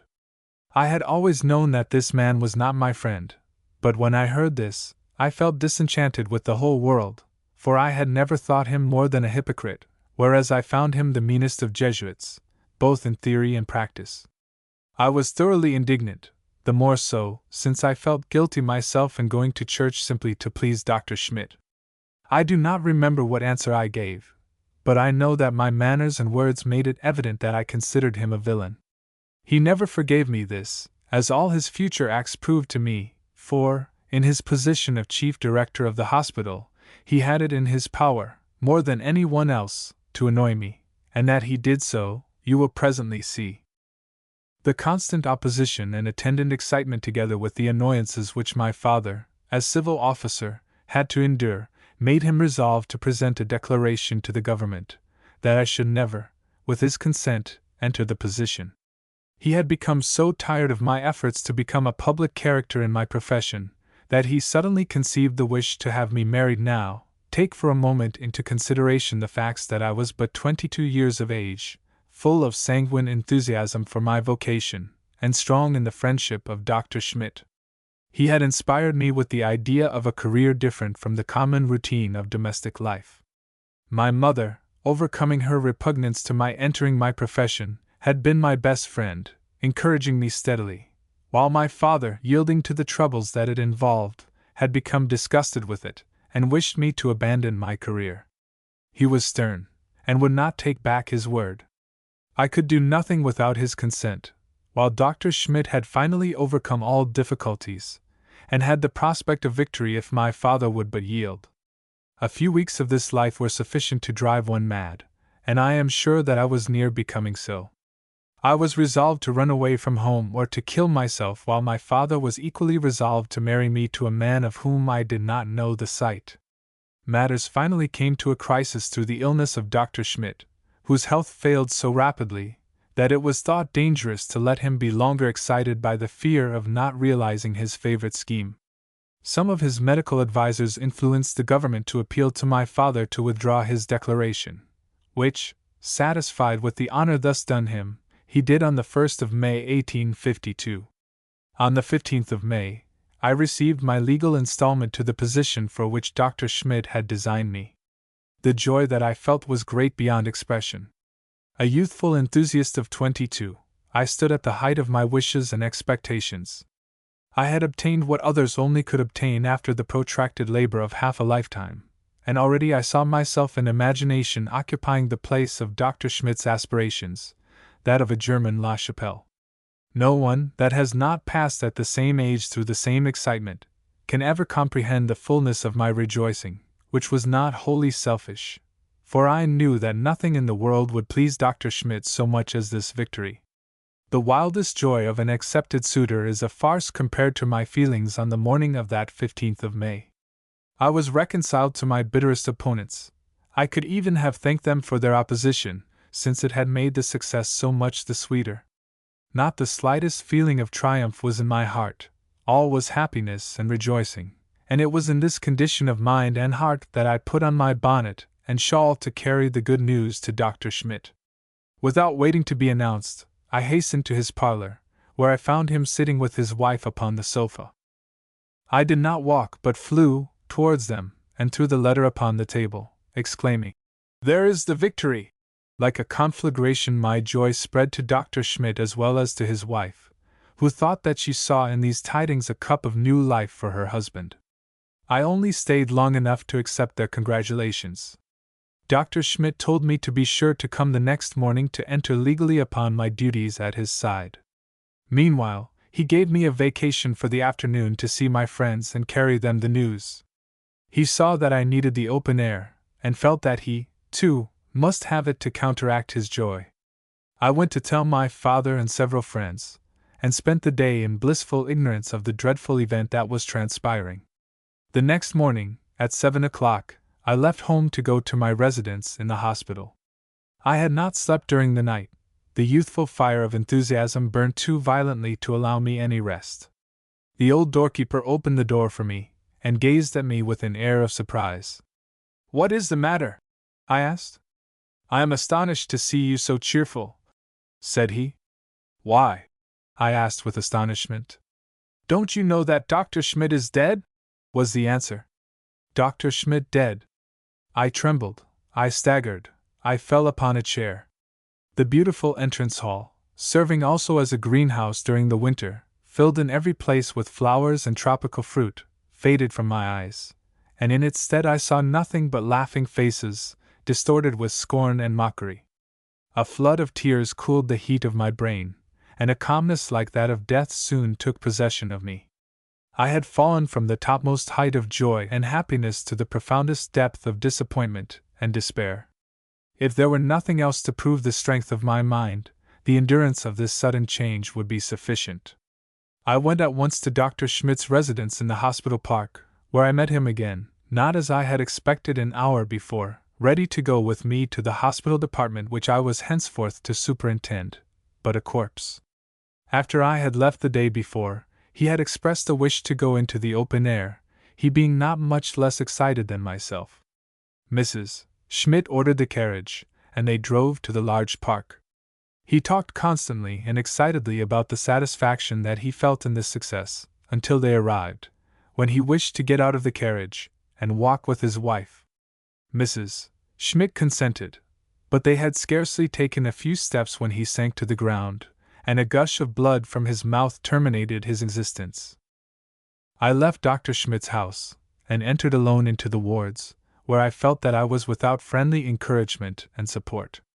During the 3 days that intervened before the burial of Dr. Schmidt, I was hardly conscious of anything, but moved about mechanically like an automaton. The next few days were days of confusion, for the death of Dr. Schmidt had left so many places vacant that some 50 persons were struggling to obtain some one of his offices. The eagerness, servility, and meanness which these educated men displayed in striving to conquer their rivals was more than disgusting. The serpents that lie in wait for their prey are endurable, for we know that it is their nature to be cunning and relentless, but to see men of intellect and education sly and snaky, ferocious, yet servile to the utmost, makes one almost believe in total depravity. The most of these men got what they deserved, namely, nothing. The places were filled temporarily with others, and everything went on apparently as before. My position soon became very disagreeable. I had received my installment, not because I was wanted by the directors of the hospital, but because they had been commanded by the government to accept me in the hope of thus prolonging the life of Dr. Schmidt. Young and inexperienced in petty intrigue, I had now to work without friendly encouragement and appreciation, with no one about me in whom I had a special interest, while every one was regretting that the installment had been given me before Dr. Schmidt's death, which might have happened just as well from some other excitement, in an establishment where 3,000 people were constantly at war about each other's affairs.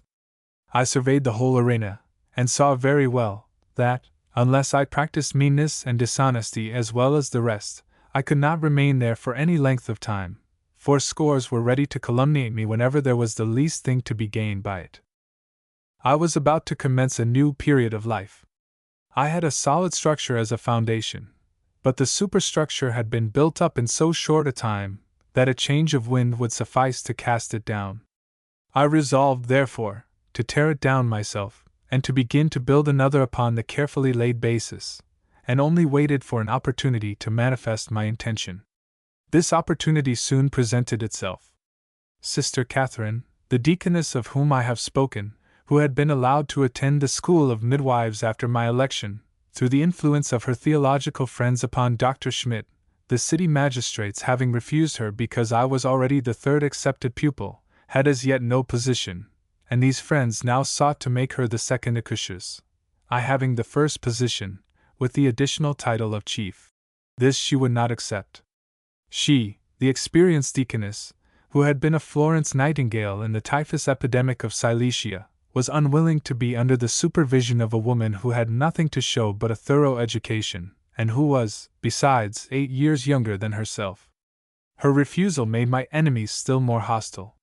Why they were so anxious for her services, I can only explain by supposing that the directors of the hospital wished to annoy Pastor Fliedner, the originator of the Kaiserswerth sisterhood, for, in placing Sister Catherine in this position, they robbed him of one of the very best nurses that he ever had in his institution.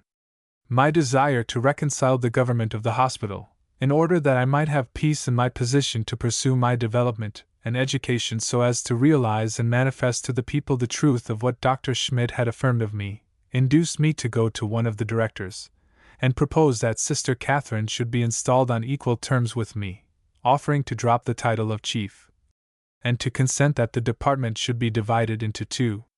My proposition was accepted nominally, and Sister Catherine was installed, but with a 1/3 less salary than I received, while I had to give the daily reports, and to take the chief responsibility of the whole. Catherine was quite friendly to me, and I was happy in the thought that there was now one at least who would stand by me, should any difficulties occur. How much I was mistaken in the human heart!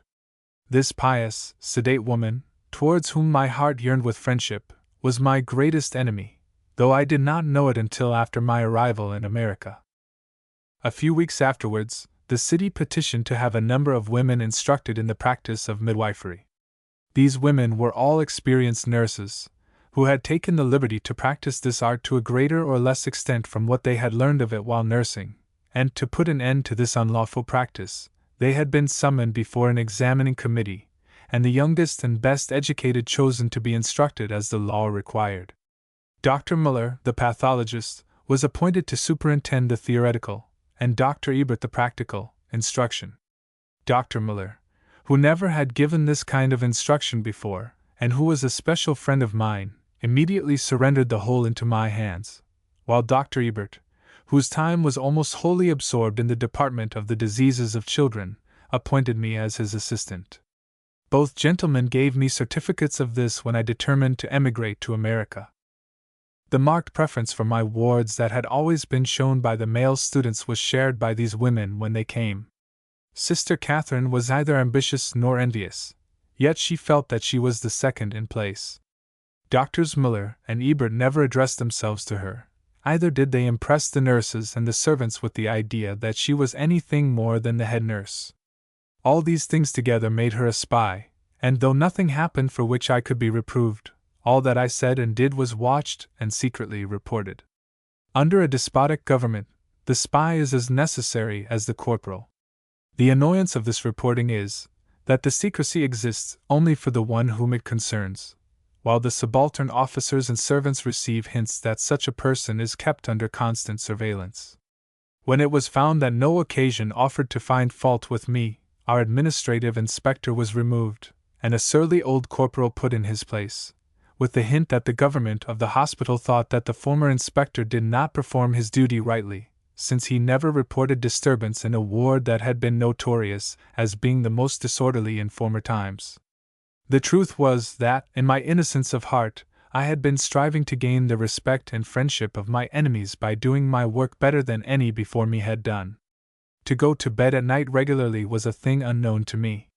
Once I was not undressed for 21 days and nights, superintending and giving instructions on 6 or 8 confinement cases in every 24 hours, lecturing 3 hours every afternoon to the class of midwives, giving clinical lectures to them twice a week, for an hour in the morning, superintending the care of some 20 infants, who were epidemically attacked with purulent ophthalmia, and having, besides, the general supervision of the whole department.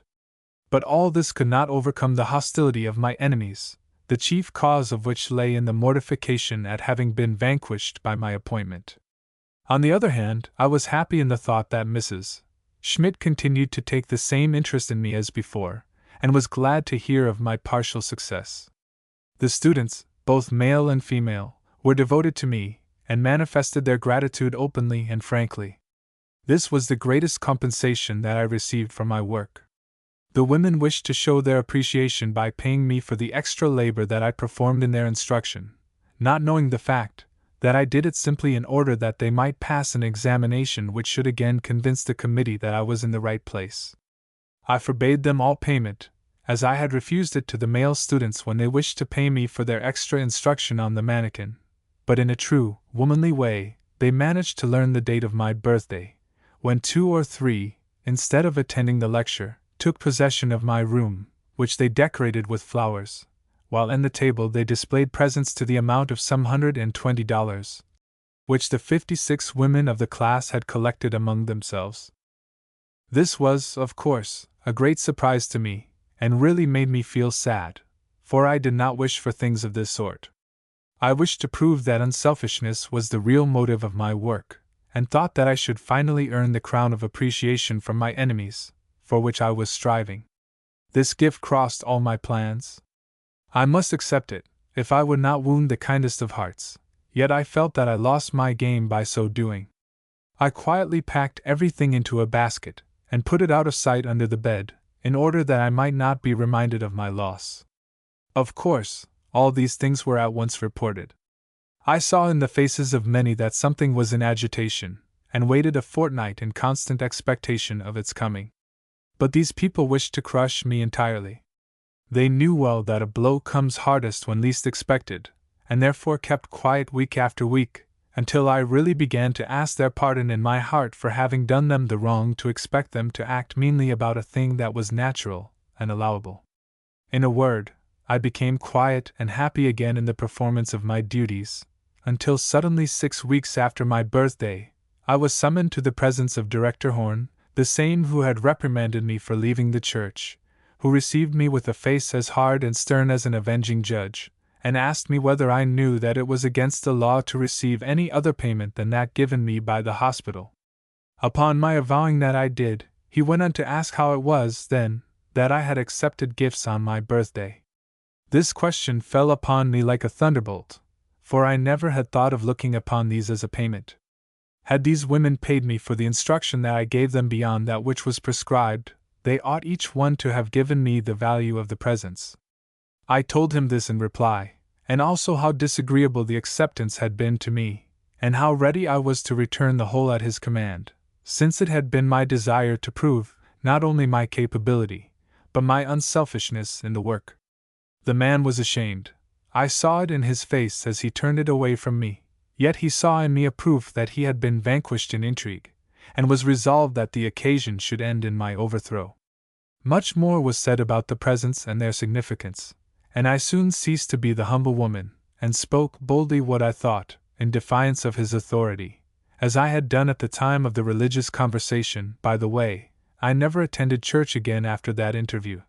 The end was that I declared my readiness to leave the hospital. He wished to inflict direct punishment on me, and forbade me to be present at the examination of the class, which was to take place the next day. This was really a hard penalty, to which he was forced for his own sake, for if I had been present, I should have told the whole affair to men of a nobler stamp, who would have opposed, as they afterwards did, my leaving a place which I filled to their entire satisfaction. I made my preparations to leave the hospital on the 15th of November. What was I to do? I was not made to practice quietly, as is commonly done. My education and aspirations demanded more than this. For the time, I could do nothing more than inform my patients that I intended to practice independently. My father again wished that I should marry, and I began to ask myself whether marriage is an institution to relieve parents from embarrassment.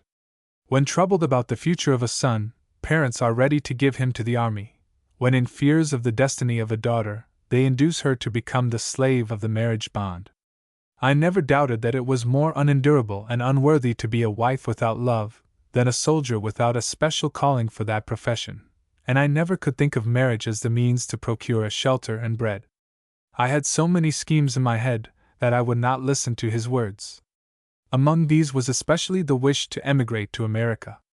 The Pennsylvania Female Medical College had sent its first report to Dr. Schmidt, who had informed me of it as well as his colleagues, and had advocated the justice of such a reform. This fact occurred to my memory, and for the next 2 months, I did nothing but speculate how to carry out my design of emigration. I had lived rather expensively and lavishly, without thinking of laying up any money, and my whole fortune, when I left the Chairite, consisted of $60. One thing happened in connection with my leaving the hospital, which I must relate here. Director Horn was required to justify his conduct to the minister to whom the change had to be reported, and a committee was appointed to hear the accusation and pass judgment upon the affair. As this was done in secrecy and not before a jury, and as the accuser was a man of high rank, I knew nothing of it until Christmas Eve, when I received a document stating that, as a gratification for my services for the benefit of the city of Berlin in instructing the class of midwives, a compensation was decreed me of $50. This was a large sum for Berlin, such as was only given on rare occasions. I was also informed that Director Horn was instructed to give me, should I ever demand it, a first-class certificate of what my position had been in the hospital with the title of chief attached. Whatever I had suffered from the injustice of my enemies, I was now fully recompensed. I inquired who had taken my part so earnestly against Director Horn as to gain this action, and found that it was Dr. Müller the pathologist, backed by several other physicians. Director Horn, it was said, was greatly humiliated by the decision of Minister von Römer, who could not see the least justice in his conduct in this matter, and had I not left the hospital so readily, I should never have stood so firmly as after this secret trial. It was done, however, and I confidently told my mother of my design to emigrate. Between my mother and myself there existed, not merely the strongest relation of maternal and filial love, but also a professional sympathy and peculiar friendship, which was the result of two similar minds and hearts, and which made me stand even nearer to her than as a child I could possibly have done. She consented with heart and soul, encouraged me in all my plans and expectations, and asked me at once at what time I would leave. I next told my father and the rest of the family of my plan. My third sister, Anna, a beautiful, joyous young girl, exclaimed, "And I will go with you!" My father, who would not listen to my going alone, at once consented to our going together. But I thought differently. In going alone, I risked only my own happiness. In going with her, I risked hers too, while I should be constantly restricted in my adventurous undertaking from having her with me, who knew nothing of the world save the happiness of a tranquil family life. The next day, I told them that I had changed my mind, and should not go away, but should establish myself in Berlin. Of course, I received a torrent of jibes on my fickleness, for they did not understand my feelings in respect to the responsibility that I feared to take for my younger sister. I began to establish myself in practice. Mrs. Schmidt, who was anxious to assist me in my new career, suggested to those physicians who were my friends the establishment of a private hospital, which should be under my care. She found them strongly in favor of the plan, and, had I not been constantly speculating about leaving for America, this scheme would have been realized. But I had resolved to emigrate, and took my measures accordingly. I went secretly to Doctors Muller and Ebert, and procured certificates from them attesting my position in respect to them in the hospital. I then obtained the certificate from Director Horn, and carried them all to the American charge d'affaires, Theodore S. Fay, to have them legalized in English, so that they could be of service to me in America. 2. When I told Doctors Ebert and Muller and Mrs. Schmidt of my intention to emigrate, they pronounced me insane. They thought that I had the best field of activity open in Berlin, and could not comprehend why I should seek greater freedom of person and of action. Little really is known in Berlin about America, and to go there is considered as great an undertaking as to seek the river Styx in order to go to Hades. The remark that I heard from almost every quarter was, "What? You wish to go to the land of barbarism, where they have Negro slavery, and where they do not know how to appreciate talent and genius?" But this could not prevent me from realizing my plans. I had idealized the freedom of America, and especially the reform of the position of women, to such an extent that I would not listen to their arguments. After having been several years in America, very probably I would think twice before undertaking again to emigrate, for even the idealized freedom has lost a great deal of its charm, when I consider how much better it could be. Having put everything in order, I told my father of my conclusion to leave. He was surprised to hear of it the second time, but I showed him my papers in readiness for the journey, and declared that I should go as soon as the ship was ready to sail, having $100, just money enough to pay my passage. He would not give his consent, unless my sister Anna accompanied me, thinking her, I suppose, a counterpoise to any rash undertakings in which I might engage in a foreign land. If I wished to go, I was, therefore, forced to have her company, of which I should have been very glad, had I not feared the moral care and responsibility. We decided to go in a fortnight. My father paid her passage, and gave her $100 in cash, just enough to enable us to spend a short time in New York, after which he expected either to send us more money, or that we would return. And in case we did this, an agreement was made with the shipping merchant that payment should be made on our arrival in Hamburg. On the 13th of March, 1853, we left the paternal roof, to which we should never return. My mother bade us adieu with tears in her eyes, saying, "Au revoir in America!" She was determined to follow us. Dear Mary, here ends my Berlin and European life, and I can assure you that this was the hardest moment I ever knew. Upon my memory is forever imprinted the street, the house, the window behind which my mother stood waving her handkerchief. Not a tear did I suffer to mount to my eyes, in order to make her believe that the departure was an easy one, but a heart beating convulsively within punished me for the restraint.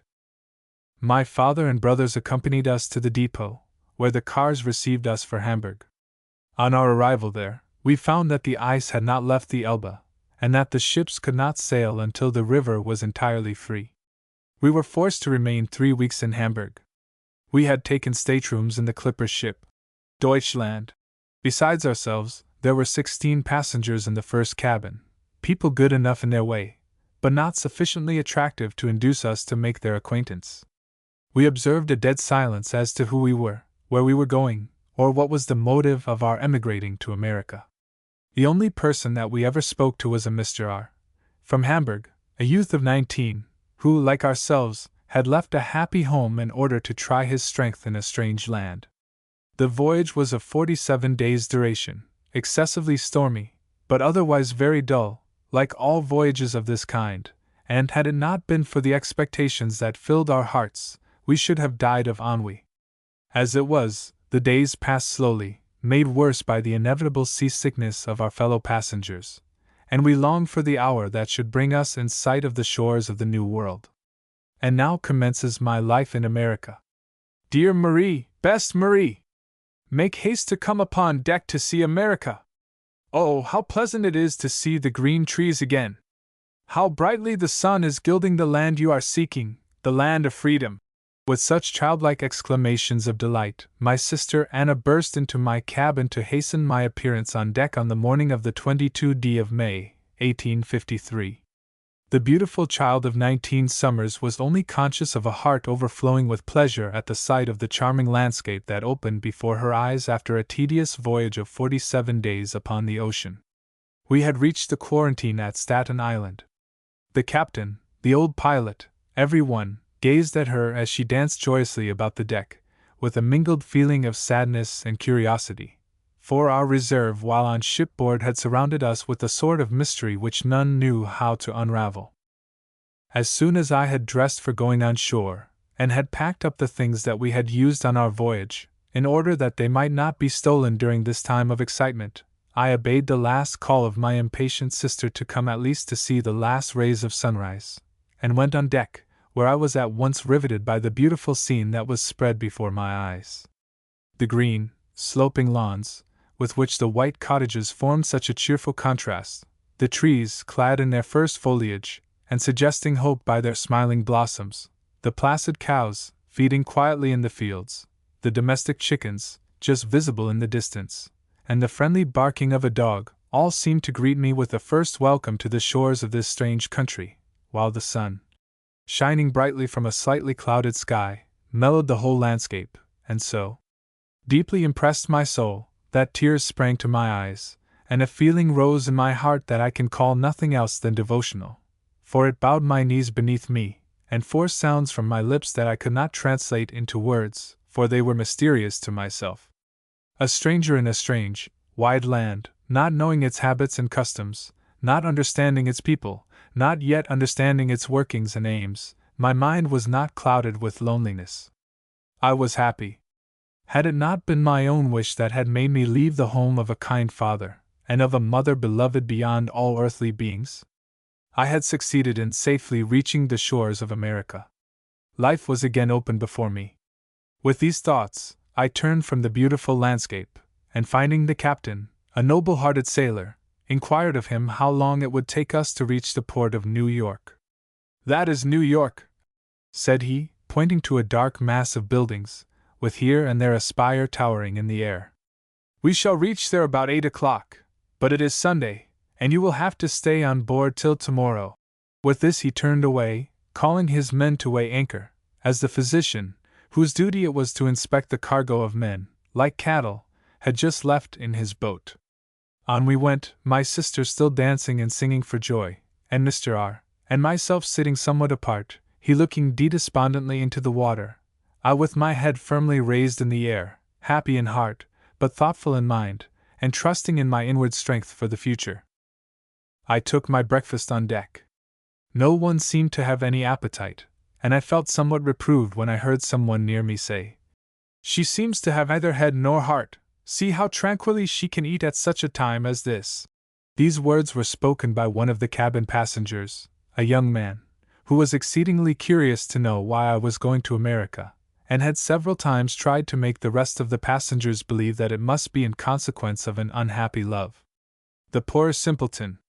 He thought that women could only enter into life through the tragedy of a broken heart. A bell sounded. We were opposite Trinity Church, which had just struck 8. On my right lay an enormous collection of bricks, houses I could not call them, for, seen from the ship, they resembled only a pile of ruins. On my left, the romantic shore of New Jersey. But the admiration with which I had gazed upon Staten Island was gone as I stood before this beautiful scene. The appreciation of nature was mastered by another feeling, a feeling of activity that had become my ideal. I had come here for a purpose, to carry out the plan which a despotic government and its servile agents had prevented me from doing in my native city. I had to show to those men who had opposed me so strongly because I was a woman, that in this land of liberty, equality, and fraternity, I could maintain that position which they would not permit to me at home. My talents were in an unusual direction. I was a physician, and, as such, had for years moved in the most select circles of Berlin. Even my enemies had been forced to give me the highest testimonials, and these were the only treasure that I brought to this country, for I had given my last dollar to the sailor who brought me the first news that land was in sight.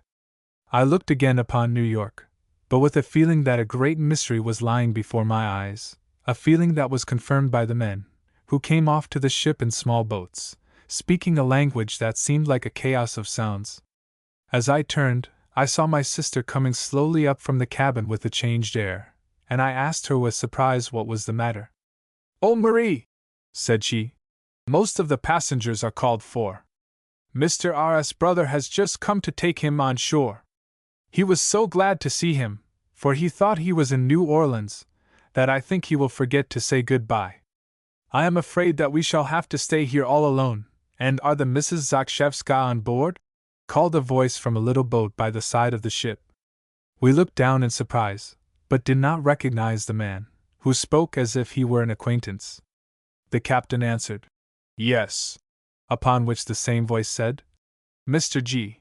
request them to wait, he will be here in a moment." This announcement surprised us the more that it came from a totally unexpected quarter.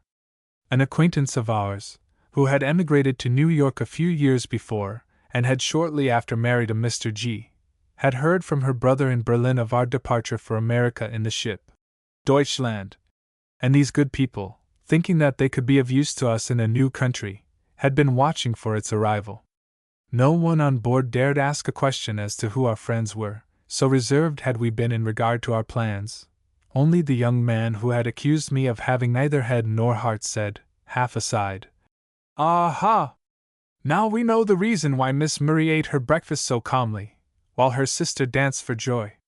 They had beaux who were expecting them." Simpleton, thought I. Must women always have beaux in order to be calm about the future? Mr. G. came on board in a few minutes, bringing us from his wife an invitation of welcome to her house. I cannot express in words the emotion awakened in my heart by the really unselfish kindness that had impelled these people to greet us in this manner, and this was increased when we reached their very modest dwelling, consisting of a large shop in which Mr. G. carried on his business of manufacturing fringes and tassels, one sitting room, a bedroom, and a small kitchen. My strength left me, and my composure dissolved in a flood of tears. The good people did all that they could to make us feel at home, and insisted that we should occupy the sitting room until we had decided what further to do. Of course, I determined that this should be for as short a time as possible, and that we would immediately look out for other lodgings. One half of this first day was spent in talking about home, the other, in making an excursion to Hoboken. This visit we would gladly have dispensed with, so exhausted were we by the excitement that we had passed through since sunrise. But our friends were bent on entertaining us with stories and sights of the New World, and we followed them rather reluctantly. I have since been glad that I did so, for my mind was in a state that rendered it far more impressible than usual, and therefore better fitted to observe much that would have been lost to me in a less excited condition. Here I first saw the type of common German life on Sunday in America, and I saw enough of it on that one Sunday afternoon to last a whole lifetime. My friends called on several of their acquaintances. Everywhere that we went, I noticed two peculiarities: comparative poverty in the surroundings, and apparent extravagance in the manner of living, for in every house we found an abundance of wine, beer, cake, meat, salad, and although it was between the hours of meals, and every one was eating, although no one seemed hungry. At 9 o'clock in the evening, the visit was concluded by going to a hotel, where a rich supper was served up to us, and at 11 at night we returned home. My work in America had already commenced. Was it not necessary for a stranger in a new country to observe life in all its phases, before entering upon it? It seemed so to me, and I had already planned, while on shipboard, to spend the first month in observations of this kind. I had made a fair beginning, and when I saw many repetitions of this kind of life among my countrymen, I feared that this was their main purpose in this country, and their consolation for the loss of the entertainments and recreations which their fatherland offered to them. But as soon as I got opportunity to make my observations among the educated classes, I found my fear ungrounded, and I also found that the Americans had noticed the impulse for progress and higher development which animated these Germans. The German mind, so much honored in Europe for its scientific capacity, for its consistency regarding principles, and its correct criticism, is not dead here, but it has to struggle against difficulties too numerous to be detailed here, and therefore it is that the Americans don't know of its existence, and the chief obstacle is their different languages. A Humboldt must remain unknown here, unless he chooses to Americanize himself in every respect, and could he do this without ceasing to be Humboldt the cosmopolitan genius? It would be a great benefit to the development of this country if the German language was made a branch of education, and not an accomplishment simply. Only then would the Americans appreciate how much has been done by the Germans to advance higher development, and to diffuse the true principles of freedom. It would serve both parties to learn how much the Germans aid in developing the reason, and supporting progress in every direction. The Revolution of 1848 has been more serviceable to America than to Germany, for it has caused the emigration of thousands of men who would have been the pride of a free Germany. America has received the German freemen, whilst Germany has retained the subjects. The next morning, I determined to return to the ship to look after my baggage. As Mr. and Mrs. G. were busy in their shop, there was no one to accompany me. I therefore had either to wait until they were at leisure, or to go alone. I chose the latter, and took my first walk in the city of New York on my way to the North River, where the ship was lying. The noise and bustle everywhere about me absorbed my attention to such a degree that, instead of turning to the right hand, I went to the left, and found myself at the East River, in the neighborhood of Peck's Slip. Here I inquired after the German ship, Deutschland, and was directed, in my native tongue, down to the battery, and thence up to Pier 13, where I found the ship discharging the rest of her passengers and their baggage. It was 11 o'clock when I reached the ship.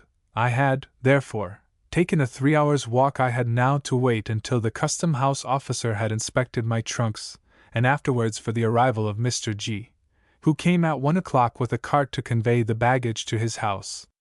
While standing amidst the crowd, a man in a light suit of clothes of no positive color, with a complexion of the same sort, came up to me, and asked, in German, whether I had yet found a boarding place. The man's smooth face instinctively repelled me, yet the feeling that I was not independently established made me somewhat indefinite in my reply.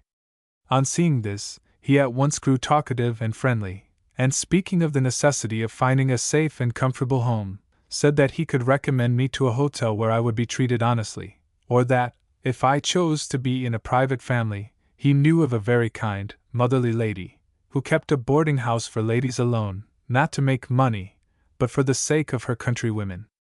The familiarity that he mingled in his conversation while trying to be friendly made me thoroughly indignant. I turned my back upon him, saying that I did not need his services. It was not long before I saw him besieging my sister Anna, who had come with Mr. G., being nervous lest I might not have found the ship. What he said to her, I do not know. I only remember that she came to me, saying, "I am afraid of that man. I wish that we could go home soon." This meeting with a man who makes friendly offers of service may seem a small matter to the mere looker-on, but it ceases to be so when one knows his motives, and since that time, I have had but too many opportunities to see for what end these offers are made. Many an educated girl comes from the old world to find a position as governess or teacher, who is taken up in this manner, and is never heard from again, or is only found in the most wretched condition. It is shameful that the most effective arrangements should not be made for the safety of these helpless beings, who come to these shores with the hope of finding a Canaan. The week was mostly spent in looking for apartments, as we had concluded to commence housekeeping on a small scale, in order to be more independent and to save money. On our arrival, I had borrowed from my sister the $100 which my father had given her on our departure from Berlin, and which was to be my capital until I had established myself in business. I succeeded in finding a suite of rooms, with windows facing the street, in the house of a grocer, and having put them in perfect order, we moved into them on the 6th of June, paying $11 as our rent for 2 months in advance. My sister took charge of our first day's housekeeping while I went to deliver my letters of introduction. I went first to Dr. Reisig, in 14th Street. My mother, who had employed him when he was a young man and we were small children, had spoken of him kindly, and for this reason I had confidence in him. I found him a very friendly man, but by no means a cordial one. He informed me that female physicians in this country were of the lowest rank, and that they did not hold even the position of a good nurse. He said that he wished to be of service to me if I were willing to serve as nurse, and, as he was just then in need of a good one, would recommend me for the position. I thanked him for his candor and kindness, but refused his offer, as I could not condescend to be patronized in this way. Depressed in hope, but strengthened in will, I did not deliver any more of my letters, since they were all to physicians, and I could not hope to be more successful in other quarters. I went home, therefore, determined to commence practice as a stranger. The result of my experiment discouraged my sister greatly.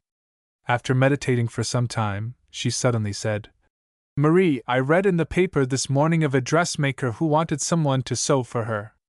I know how to sew well. I shall go there, and you can attend to our little household. No one here knows me, and I do not think there is anything wrong in my trying to earn some money." She was determined, and went. I put up my sign, and spent my time in attending to the household duties, and in reading in order to gain information of the country and the people. Occasionally I took walks through different parts of the city, to learn, from the houses and their surroundings, the character of life in New York. I am sure that though, perhaps, I appeared idle, I was not so in reality, for during this time I learned the philosophy of American life. But our stock of money was becoming less and less. To furnish the rooms had cost us comparatively little, as we had brought a complete set of household furniture with us, but paying the rent and completing the arrangements had not left us more than enough to live upon, in the most economical manner, until the 1st of August. My sister obtained the place at the dressmaker's, and after working a week from 7 in the morning until 12, when she came home to dinner, then from 1 in the afternoon until 7 in the evening, she received $2.75 as the best sewer of 6. She brought home the hardly earned money with tears in her eyes, for she had expected at least $3 for the week's work. She had made each day a whole muslin dress, with the trimmings. And this was not all. The dressmaker often did not pay on Saturday nights, because, as she said, people did not pay her punctually, and the poor girls received their wages by 6 or 8 shillings at a time. For the last 2 weeks of my sister's work, she received her payment 7 weeks after she had left. We lived in this manner until the middle of July, when I lost patience, for practice did not come as readily as I wished, nor was I in a position for making money in any other way. My sister, usually so cheerful and happy, grew grave from the unusual work and close confinement. One of these nights, on lying down to sleep, she burst into tears, and told me of her doubts and fears for the future. I soothed her as well as I could, and she fell asleep. For myself, I could not sleep, but lay awake all night meditating what I could possibly do. Should I write home, requesting help from my father? He certainly would have given it, for we had received a letter 2 weeks before, offering us all desirable aid. No, all my pride rebelled against it. I must help myself, I thought, and that tomorrow. The next morning, my sister left me as usual. I went out and walked through the city to Broadway, turning into Canal Street, where I had formed an acquaintance with a very friendly German woman by purchasing little articles at various times at her store. I entered without any particular design, and exchanged a few commonplaces with her about the weather. Her husband stood talking with a man about worsted goods, and their conversation caught my ear. The merchant was complaining because the manufacturer did not supply him fast enough, upon which the man answered that it was very difficult to get good hands to work, and that, besides, he had more orders than it was possible to fill, naming several merchants whose names I had seen in Broadway, who were also complaining because he did not supply them. After he had left, I asked carelessly what kind of articles were in demand, and was shown a great variety of worsted fancy goods. A thought entered my brain. I left the store, and walking down Broadway, asked at one of the stores that had been mentioned for a certain article of worsted goods, in order to learn the price.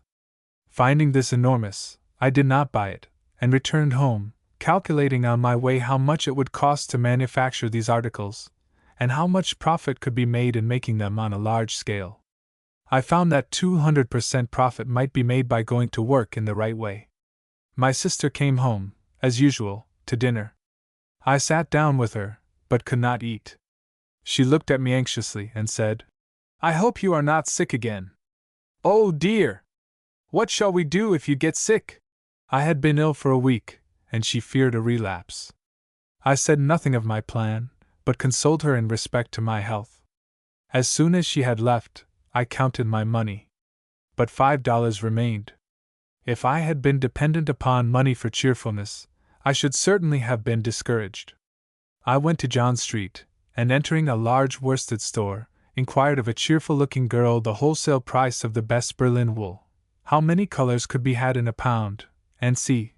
The pleasant and ready answers that I received in my native tongue induced me to tell her frankly that I wanted but a small quantity at that time, but that I intended to make an experiment in manufacturing worsted articles, and, if successful, would like to open a small credit, which she said they generally would do when security was given. I purchased $4.50 worth of worsted, so that 50 cents were left in my pocket when I quitted the store. I then went to the office of a German newspaper, where I paid 25 cents for advertising for girls who understood all kinds of knitting. When my sister came home at night, the worsted was all sorted on the table in parcels for the girls who would come the next morning, while I was busily engaged in the experiment of making little worsted tassels. I had never been skillful in knitting, but in this I succeeded so well that I could have made 100 yards of tassels in one day. My sister turned pale on seeing all this, and hurriedly asked, "How much money have you spent?" "All, my dear Anna," answered I. "All, except 25 cents, which will be sufficient to buy a pound of beefsteak and potatoes for tomorrow's dinner. Bread, tea, and sugar we have still in the house, and tomorrow night you will bring home your 22 shillings. May you succeed, Marie! That is all I have to say," was her reply. She learned of me that evening how to make the tassels, and we worked till midnight, finishing a large number. The next day was Saturday, and some women really came to get work. I gave them just enough for one day, keeping one day's work in reserve. The day was spent busily in arranging matters, so that, on Monday morning, I might be able to carry a sample of the manufactured articles to those stores that I had heard mentioned as not being sufficiently supplied. In the evening, my sister came home without her money. The dressmaker had gone into the country in the afternoon, without paying the girls. She was more than sad, and I felt a little uncomfortable, for what was I to do, without money to provide for the next 2 days, or to pay those girls on Monday with whose work I might not be satisfied? What was to be done?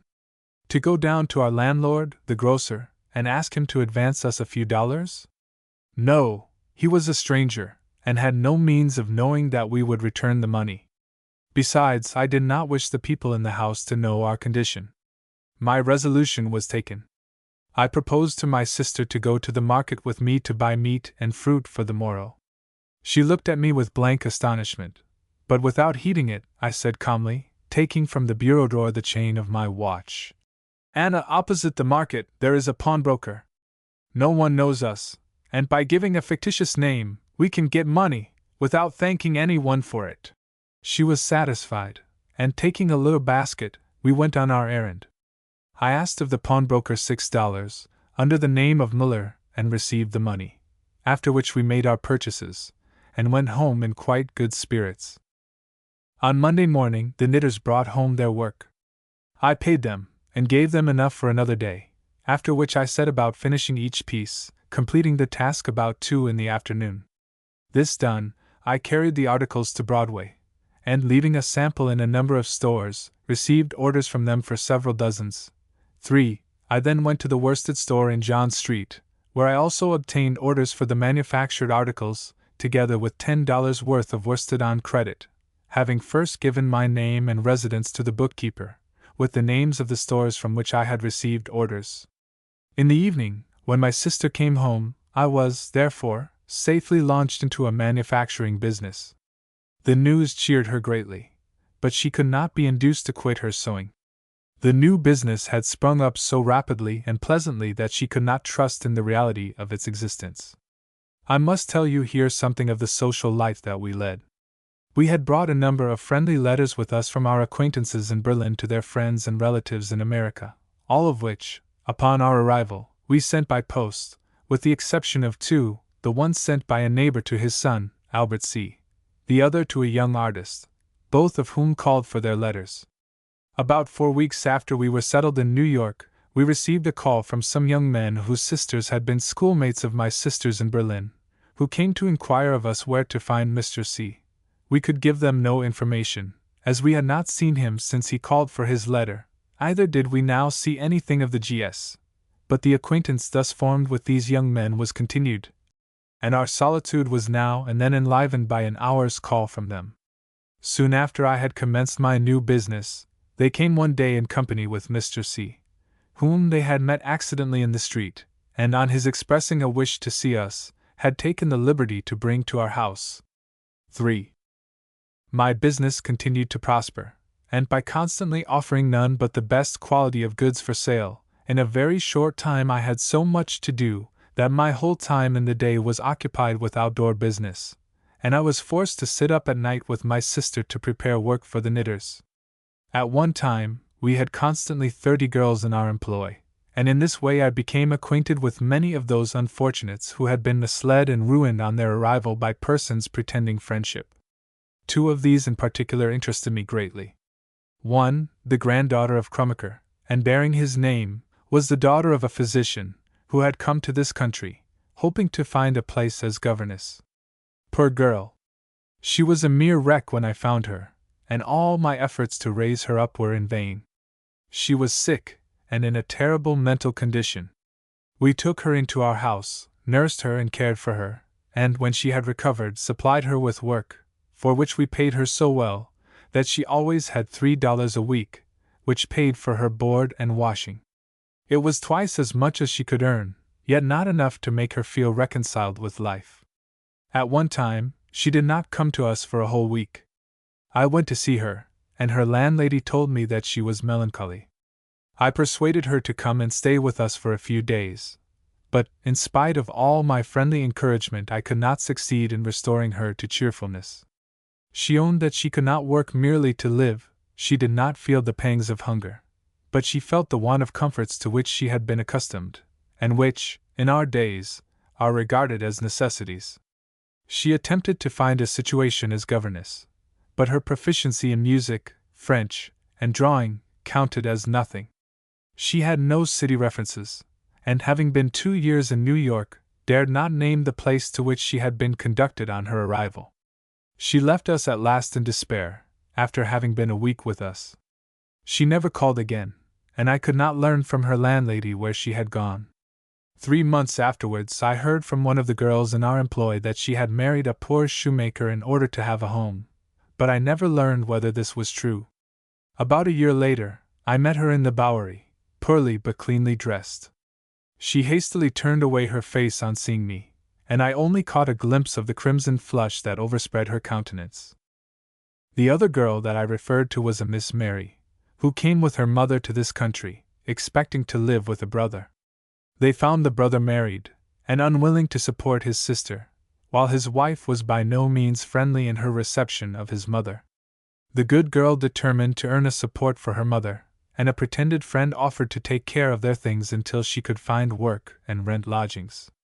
After 4 weeks' search, she found a little room and bedroom in a rear building in Elizabeth Street, at $5 a month, and was preparing to move, when her friend presented a bill of $40 for his services. She could only satisfy his rapacity by selling everything that she could possibly spare, after which she commenced to work, and as she embroidered a great deal, besides working for me, for which I paid her $6 a week, for a time she lived tolerably well. After some time, her mother fell ill, and she had to nurse her and attend to the household, as well as labor for their support. It was a trying time for the poor girl. She sought her brother, but he had moved to the West. I did all that I could for her, but this was not half enough, and, after I had quitted the manufacturing business and left the city, my sister heard that she had drowned herself in the Hudson, because her mother's corpse was lying in the house, while she had not a cent to give it burial, or to buy a piece of bread, without selling herself to vice. Are not these two terrible romances of New York life? And many besides did I learn among these poor women, so many, indeed, that I forget the details of all. Stories of this kind are said to be without foundation. I say that there are more of them in our midst than it is possible to imagine. Women of good education, but without money, are forced to earn their living. They determine to leave their home, either because false pride prevents their seeking work where they have been brought up as ladies, or because this work is so scarce that they cannot earn by it even a life of semi-starvation, while they are encouraged to believe that in this country they will readily find proper employment. They are too well educated to become domestics. Better educated, indeed, than are half the teachers here, but modesty, and the habit of thinking that they must pass through the same legal ordeal as in Europe, prevent them from seeking places in this capacity. They all know how to embroider in the most beautiful manner, and, knowing that this is well paid for in Europe, seek to find employment of this kind in the stores. Not being able to speak English, they believe the stories of the clerks and proprietors and are made to work at low wages, and are often swindled out of their money. They feel homesick, forlorn, and forsaken in the world. Their health at length fails them, and they cannot earn bread enough to keep themselves from starvation. They are too proud to beg, and the consequence is that they walk the streets, or throw themselves into the river. I met scores of these friendless women. Some I took into my house, for others I found work, and made myself a sort of guardian, while to others I gave friendship to keep them morally alive. It is a curious fact that these women are chiefly Germans. The Irish resort at once to beggary or are inveigled into brothels as soon as they arrive, while the French are always intriguing enough either to put on a white cap and find a place as bonne, or to secure a private lover. I am often in despair about the helplessness of women, and the readiness of men to let them earn money in abundance by shame, while they grind them down to the merest pittance for honorable work. Shame on society, that women are forced to surrender themselves to an abandoned life and death, when so many are enjoying wealth and luxury and extravagance. I do not wish them to divide their estates with the poor. I am no friend to communism in any form. I only wish institutions that shall give to women an education from childhood that will enable them, like young men, to earn their livelihood. These weak women are the last to come forth to aid in their emancipation from inefficient education. We cannot calculate upon these. We must educate the children for better positions and leave the adults to their destiny. How many women marry only for a shelter or a home? How often have I been the confidant of girls, who the day before, arrayed in satin, had given their hands to rich men before the altar, while their hearts were breaking with suppressed agony. And this, too, among Americans, this great, free nation, who, notwithstanding, let their women starve. It is but lately that a young woman said to me, "I thank heaven, my dear doctor, that you are a woman, for now I can tell you the truth about my health. It is not my body that is sick, but my heart. These flounces and velvets cover a body that is sold legally to a man who could pay my father's debts. Oh, I scorn men, sometimes from the bottom of my heart. Still, this is wrong, for it is the women's, the mother's fault, in educating their daughters to be merely beautiful machines, fit to ornament a fine establishment, while, if they do not succeed in gaining this, there is nothing left but wretchedness of mind and body. Women, there is a connection between the Fifth Avenue and the 5 Points. Both the rich and the wretched are types of womanhood, both are linked together, forming one great body, and both have the same part in good and evil. I can hardly leave this subject, though it may seem to have little to do with my American experience, but a word spoken from a full heart not only gives relief, but may fall on one listening ear, and take root there. I must now return to my new enterprise. The business paid well, and although I was often forced to work with my sister till the dawn of morning, we were happy, for we had all that we needed, and I could write home that the offered assistance was superfluous. Here I must say that I had resolved, on leaving Berlin, never to ask for aid, in order that I might be able with perfect freedom to carry out my plans independently of my family. How this was ever to be done, I did not yet see, though I had a good opportunity to learn, from life and from the papers, what I had to expect here. But this mode of instruction, though useful to one seeking to become a philosopher, was very unsatisfactory to me. The chief thing that I learned was, that I must acquire English before I could undertake anything. And this was the most difficult point to overcome. I am not a linguist by nature. All that I learn of languages must be obtained by the greatest perseverance and industry, and for this my business would not allow me time. Shortly after I had fairly established myself in the manufacturing business, I received news from Berlin that Sister Catherine had left the hospital Charite, and was intending to join me in America, in order to aid me in carrying out my plan for the establishment of a hospital for women in the New World. The parties interested in her had finally succeeded in placing her in the wished-for position, thus disconnecting her from the sisterhood. But after my departure, the position became greatly modified in rank, and inferior in character. Private reasons besides made it disagreeable for her to remain there any longer, and in this moment she remembered my friendship towards her, and in the unfortunate belief that she shared with many others, that all that I designed to do I could do at once, resolved to come to me, and offer her assistance. She joined us on the 22d of August, and was not a little disappointed to find me in the tassel instead of the medical line. The astonishment with which her acquaintances in Berlin heard her announce her intention of going to seek help from a person to whom she had been less than a friend, could not be expressed in words, and she told me that the annoyance that they manifested was really the chief stimulus that decided her to come at last. She arrived without a cent, having always found friends enough ready to supply her with money. Whenever she wished to establish a temporary hospital, it had never occurred to her that she should need any for private use, beyond just enough to furnish the simple blue merino dress of the sisterhood, which had often been provided for her by the Kaiserswerth Institute. But here she was, and she very soon learned to understand the difficulties which must be overcome before I could enter again into my profession. She became satisfied, and lived with us, sharing equally in whatever we had ourselves. There is a peculiar satisfaction in showing kindness to a person who has injured us, though unconsciously under different circumstances, and in her case, she was not entirely unconscious of the harm she had done me, for she confessed to me while in America, that her acquaintance was courted by all those who had been thwarted in their opposition by my appointment, and that she knew well that they sought every opportunity to annoy me. On the 18th of September, a sister, 1 year younger than myself, joined us, having been tempted by our favorable accounts to try a life of adventure. We were now 4 in the family. But Catherine gradually grew discontented.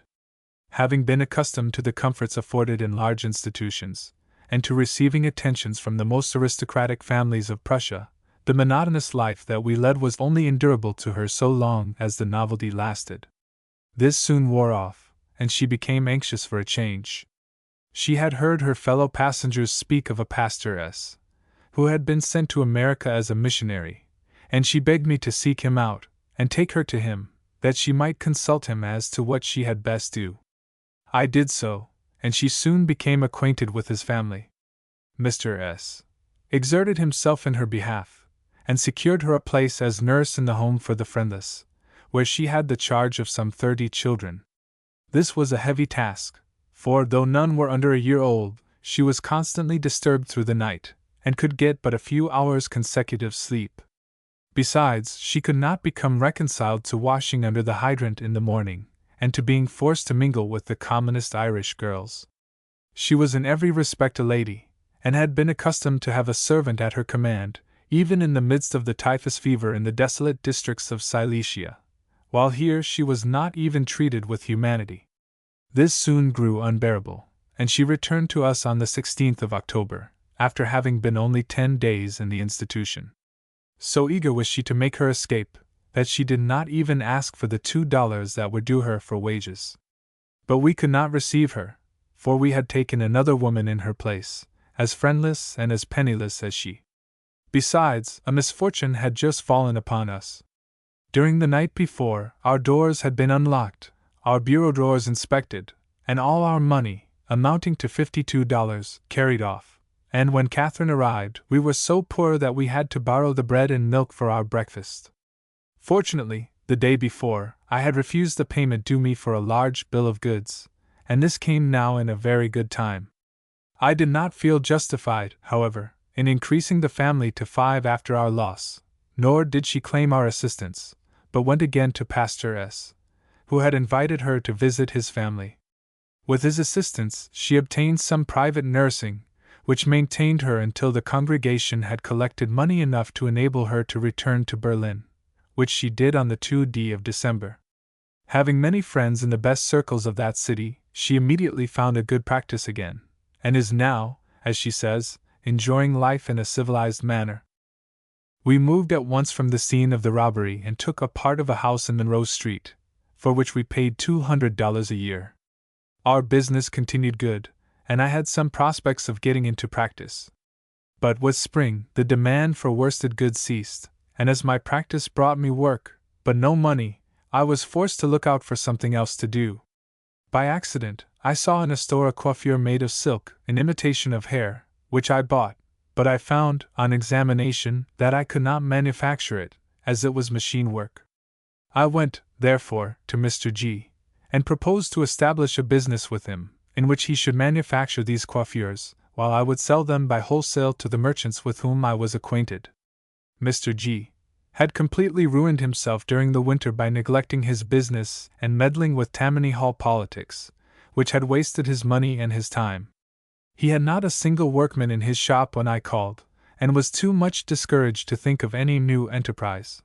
But on my telling him that I would be responsible for the first outlay, he engaged hands, and in less than a month, had 48 persons busily employed. In this way I earned money during the spring, and freed myself from the obligations which his kindness in receiving us the spring before had laid upon us. My chief business now was to sell the goods manufactured by Mr. G. Our worsted business was very small, and the prospect was that it would cease entirely, and that the coiffure that we made would not long continue in fashion. Some other business, therefore, had to be found, especially as it was impossible for us to lay up money. Our family now consisted of myself and 2 sisters, the friend that was staying with us, and a brother, 19 years of age, who had joined us during the winter, and who, though an engineer and in good business, was, like most young men, thoughtless and more likely to increase than to lighten our burdens. Our friend Mr. C., who had become our constant visitor, planned at this time a journey to Europe, so that our social life seemed also about to come to an end. On the 13th of May 1854, as I was riding down to the stores on my usual business, reveries of the past took possession of my mind. Almost a year in America, and not one step advanced towards my purpose in coming hither. It was true that I had a comfortable home, with enough to live upon, and had repaid my sister the money that I had borrowed from her on our arrival. Yet what kind of a life was it that I was leading, in a business foreign to my nature and inclinations, and without even the prospect of enlarging this? These reflections made me so sad that, when I reached the store, the bookkeeper noticed my dejection, and told me, by way of cheering me, that he had another order for $100 worth of goods, and see. But this did not relieve me. I entered the omnibus again, speculating constantly on what I should do next, when a thought suddenly dawned upon me. Might not the people in the home for the friendless be able to give me advice? I had hardly conceived the idea, when I determined to ride directly up there, instead of stopping at the street in which I lived. I thought, besides, that some employment might be found for my sister Anna, in which she could learn the English language, for which she had evinced some talent, while I had decided that I could never become master of it. I had seen the matron, Miss Goodrich, once when I called there on Catherine S. She had a humane face, and I was persuaded that I should find a friend in her. I was not mistaken. I told her of my plans in coming here, and of our present mode of life and prospects, and confided to her my disappointment and dejection, as well as my determination to persevere courageously. She seemed to understand and to enter into my feelings, and promised to see Dr. Elizabeth Blackwell, whom she advised me to call upon at once. I went home full of the hope and inspiration of a new life. Dear Mary, you can hardly comprehend the happiness of that morning. I was not suffering, it is true, for the necessaries of life, but what was far worse, I suffered from the feeling that I lived for no purpose but to eat and to drink. I had no friends who were interested in the pursuits towards which my nature inclined, and I saw crowds of arrogant people about me, to whom I could not prove that I was their equal in spite of their money. My sisters had not seen me so cheerful since our arrival in America, and thought that I had surely discovered the philosopher's stone. I told them of what I had done, and received their approbation. On the morning of the 15th of May, the anniversary of the death of Dr. Schmidt, and of my greatest joy and my greatest misery, we received a call from Miss Goodrich, who told us that she had seen Dr. Elizabeth Blackwell, and thought that she had also procured a suitable place for my sister. She gave us the addresses of Dr. Blackwell and of Miss Catherine Sedgwick. We called first upon the latter, who was extremely kind, and although she had quite misunderstood our wishes, having exerted herself to procure a place for my sister in a way that manifested the belief that we had neither a home nor the means to live, yet her friendliness and readiness to assist us made us forever grateful to her. At that time we did not know her standing in society, and looked upon her merely as a benevolent and wealthy woman. We soon learned more of her, however, for though unsuccessful in her first efforts, she shortly after sent for my sister, having secured her a place in Mr. Theodore Sedgwick's family, which was acceptable, inasmuch as it placed her above the level of the servants. She remained there 7 weeks, and then returned home. On the same morning, I saw Dr. Elizabeth Blackwell, and from this call of the 15th of May I date my new life in America. She spoke a little German, and understood me perfectly when I talked. I gave her all my certificates for inspection but said nothing to her of my plans in coming to America. It would have seemed too ludicrous for me in my position to tell her that I entertained the idea of interesting the people in the establishment of a hospital for women. I hardly know what I told her, indeed, for I had no other plan of which to speak, and therefore talked confusedly, like an adventurer. I only know that I said that I would take the position of nurse, if I could enter one of the large hospitals, in order to learn the manner in which they were managed in this country.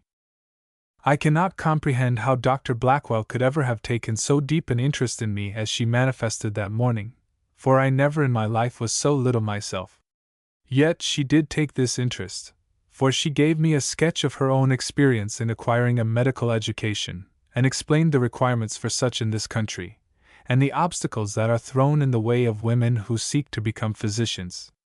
She told me of her plan of founding a hospital, the long-cherished idea of my life, and said that she had opened a little dispensary, the charter for which was procured during the preceding winter, under the name of the New York Infirmary for Indigent Women and Children, on the 1st of May, 2 weeks before, and which was designed to be the nucleus for this hospital, where she invited me to come and assist her. She insisted that, first of all, I should learn English, and offered to give me lessons twice a week, and also to make efforts to enable me to enter a college to acquire the title of MD, which I had not the right to attach to my name. I left her after several hours' conversation, and we parted friends. I continued my work at home, going regularly to Dr. Blackwell to receive lessons in English, and to assist her in the dispensary. As we grew better acquainted, I disclosed more to her of the fact that I had a fixed plan in coming to this country, which increased her interest in me. She wrote in my behalf to the different colleges, and at length succeeded in obtaining admission for me to the Cleveland Medical College, Western Reserve, on the most favorable terms, credit being given me on the lecture fees for an indefinite time. Here I must stop to tell you why this credit was necessary. The articles that I had manufactured had gone out of fashion in May, and I could not invent anything new, partly because I no longer felt the same interest as before, knowing that I should soon go to a medical college, and partly because the articles then in fashion were cheaper when imported. We had to live for a little while on the money that we had laid up, until I procured a commission for embroidering caps.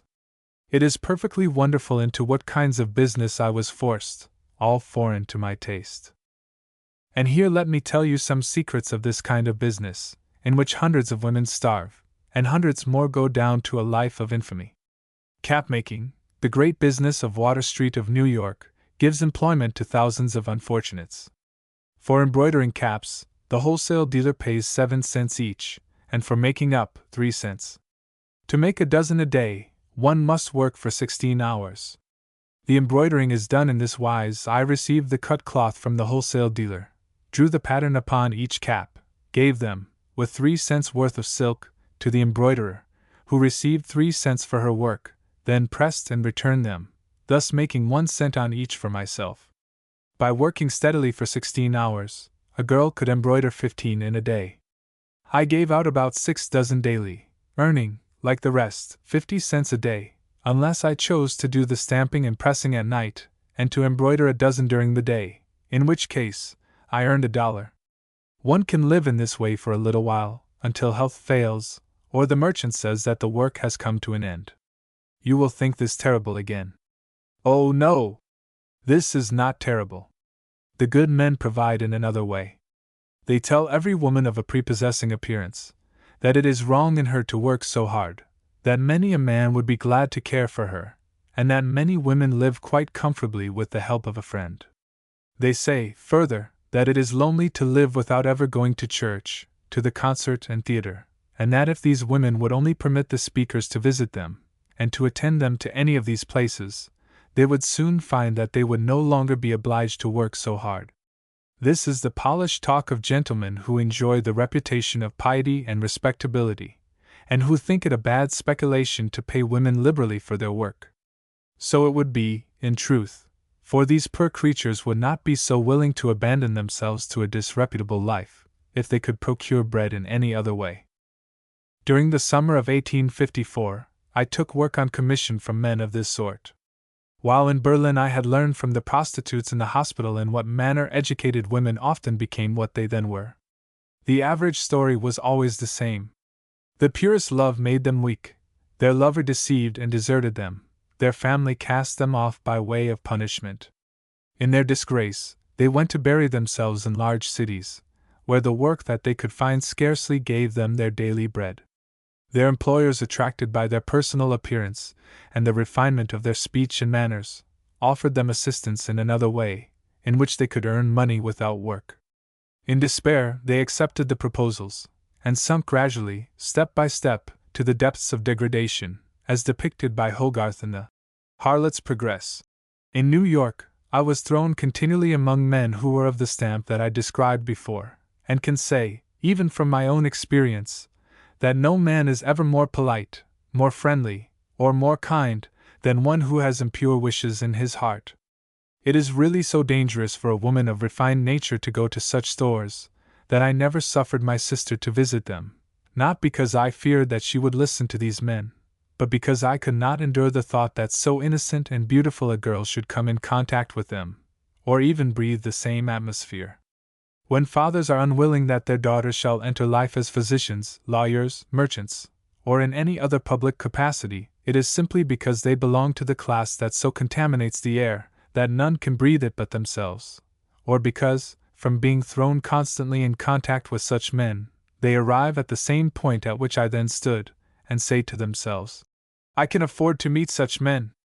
I am steeled by my knowledge of mankind, and supported by the philosophy that I have learned during years of trial. It cannot hurt me, but by all means spare the young and beautiful the same experience. I dealt somewhat haughtily with the merchants whom I have described, in a manner that at once convinced them of my position. But the consequence was that the embroidery commission, which had commenced so favorably, suddenly ceased. Because the southern trade had failed. In truth, because I would not allow any of these men to say any more to me than was absolutely necessary in our business. My income became less and less, and we were forced to live upon the money that we had laid up during the year.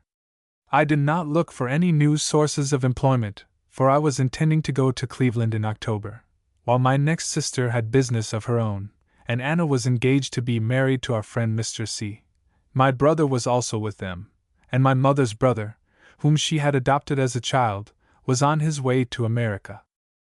After having settled our affairs, $50 remained as my share, and with this sum, I set out for Cleveland on the 16th of October 1854.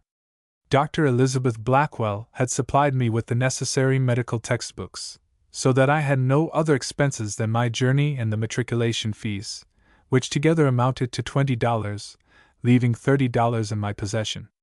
I do not believe that many begin the study of medicine with so light a purse and so heavy a heart as did I. My heart was heavy for the reason that I did not know a single sentence of English. All of my study with Dr. Blackwell had been like raindrops falling upon stone. I had profited nothing.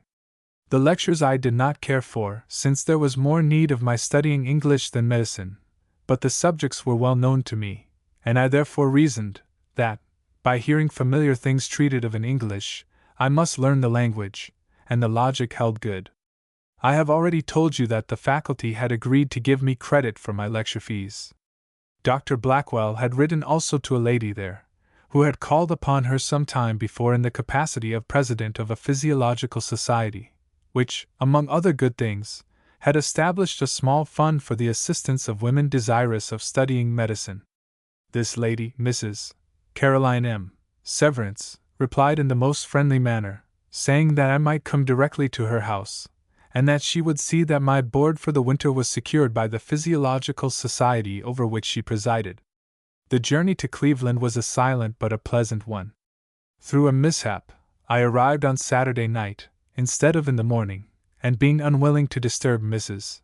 Severance at so late an hour, went first to a hotel. But what trials I had there!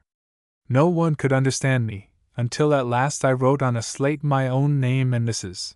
Severance's, with the words, "A carriage," and "Tomorrow." From this the people inferred that I wished to stay at the hotel all night, and to have a carriage to take me to Mrs. Severance's the next day, as was the case. A waiter took my carpet bag and conducted me to a room. I could not understand his directions to the supper room, either could I make him understand that I wanted some supper in my own room, and the consequence was that I went to bed hungry, having eaten nothing all day but a little bread and an apple for luncheon. As soon as I was dressed the next morning, I rang the bell furiously, and on the appearance of the waiter, exclaimed, "Beefsteak!" This time he comprehended me, and went laughingly away to bring me a good breakfast. I often saw the same waiter afterwards at the hotel, and he never saw me without laughing and exclaiming, "Beefsteak!" In the course of the forenoon, I was taken in a carriage to the house of Mrs. Severance, but the family were not at home. I returned to the hotel, somewhat disheartened and disappointed. Although I should have supposed that death was not far off if no disappointment had happened to me when I least expected it, yet this persistent going wrong of everything in Cleveland was really rather dispiriting. But a bright star soon broke through the clouds, in the shape of Mr. Severance, who came into the parlor directly after dinner, calling for me in so easy and so cordial a manner, that I forgot everything, and was perfectly happy. This feeling, however, lasted only until I reached the house. I found 4 fine children, all full of childish curiosity to hear me talk, who, as soon as they found that I could not make myself understood by them, looked on me with that sort of contempt peculiar to children when they discover that a person cannot do as much as they can themselves.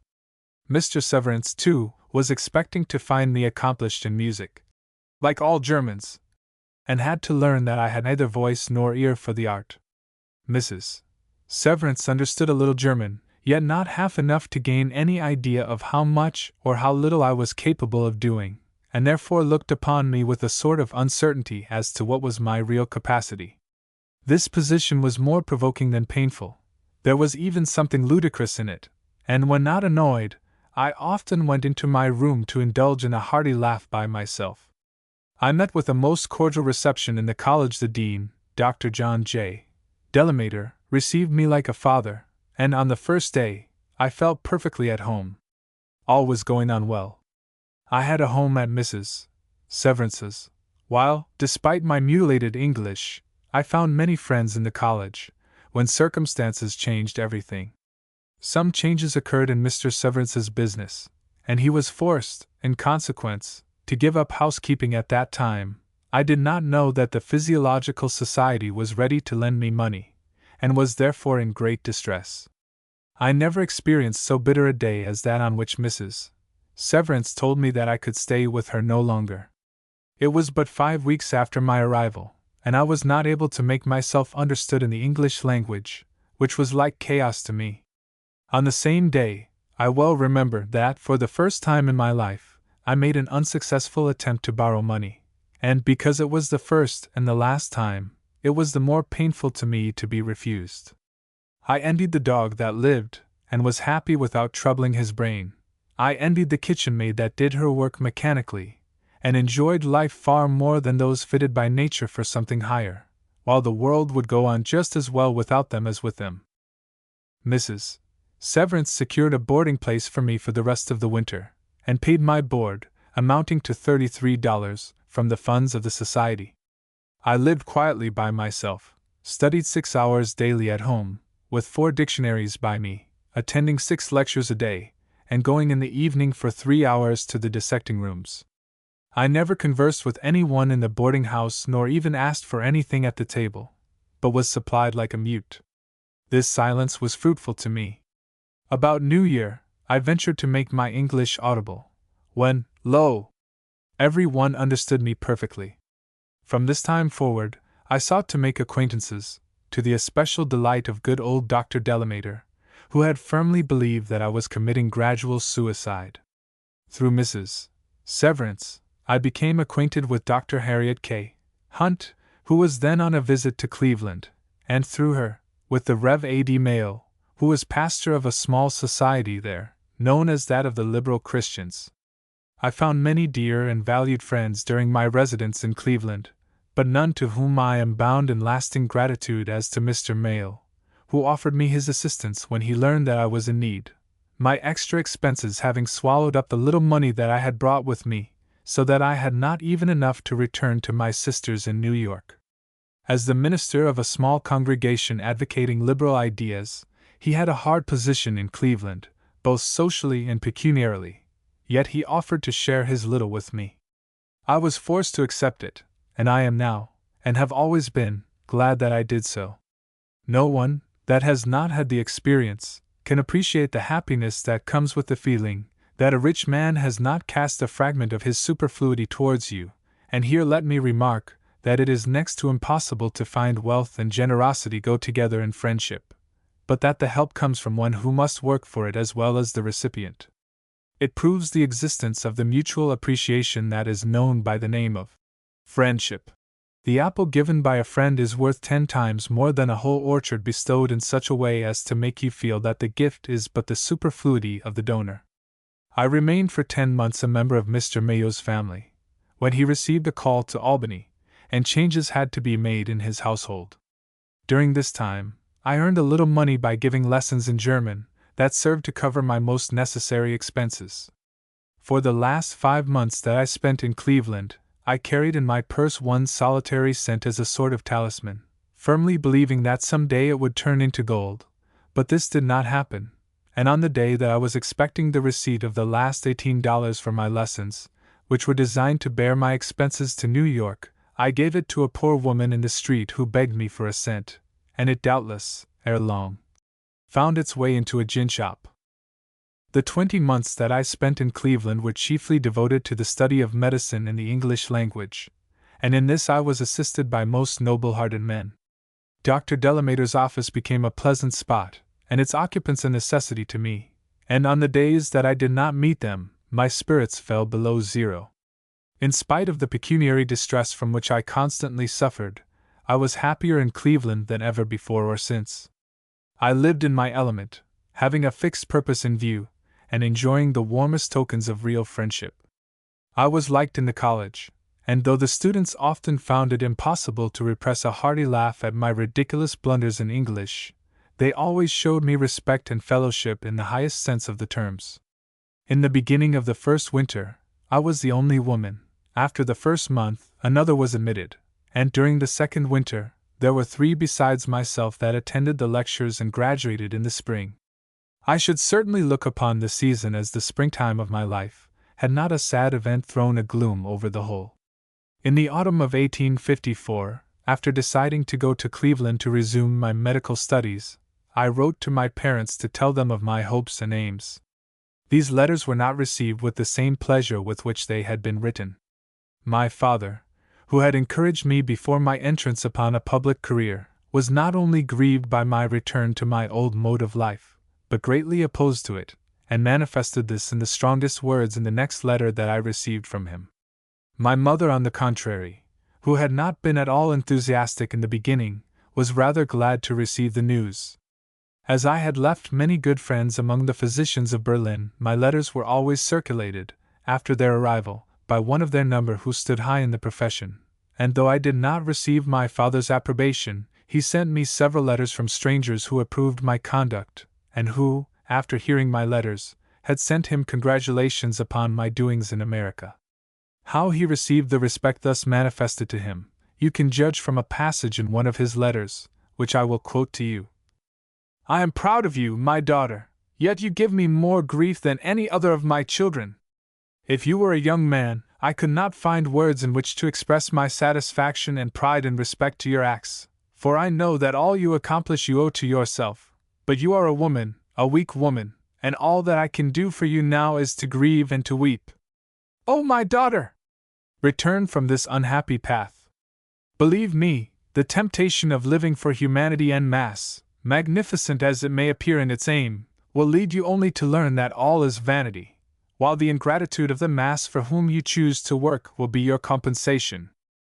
Letters of this sort poured upon me, and when my father learned that neither his reasoning nor his prayers could turn me from a work which I had begun with such enthusiasm, he began to threaten, telling me that I must not expect any pecuniary assistance from him, that I would contract debts in Cleveland which I should never be able to pay, and which would certainly undermine my prospects, with more of this sort. My good father did not know that I had vowed to myself, on my arrival in America, that I would never ask his aid, and besides, he never imagined that I could go for 5 months with a single cent in my pocket. Oh, how small all these difficulties appeared to me, especially at a time when I began to speak English. I felt so rich that I never thought money could not be had, whenever I wanted it in good earnest. After having been 9 months in Cleveland, I received news that my mother had left Berlin with my 2 youngest sisters to pay us a visit, and to see what the prospects would be for my father in case she chose to remain. Dear Mary, shall I attempt to describe to you the feeling that overpowered me on the receipt of these tidings? If I did, you never could feel it with me, for I could not picture in words the joy that I felt at the prospect of beholding again the mother whom I loved beyond all expression, and who was my friend besides, for we really never thought of each other in our relation of mother and child, but as two who were bound together as friends in thought and in feeling.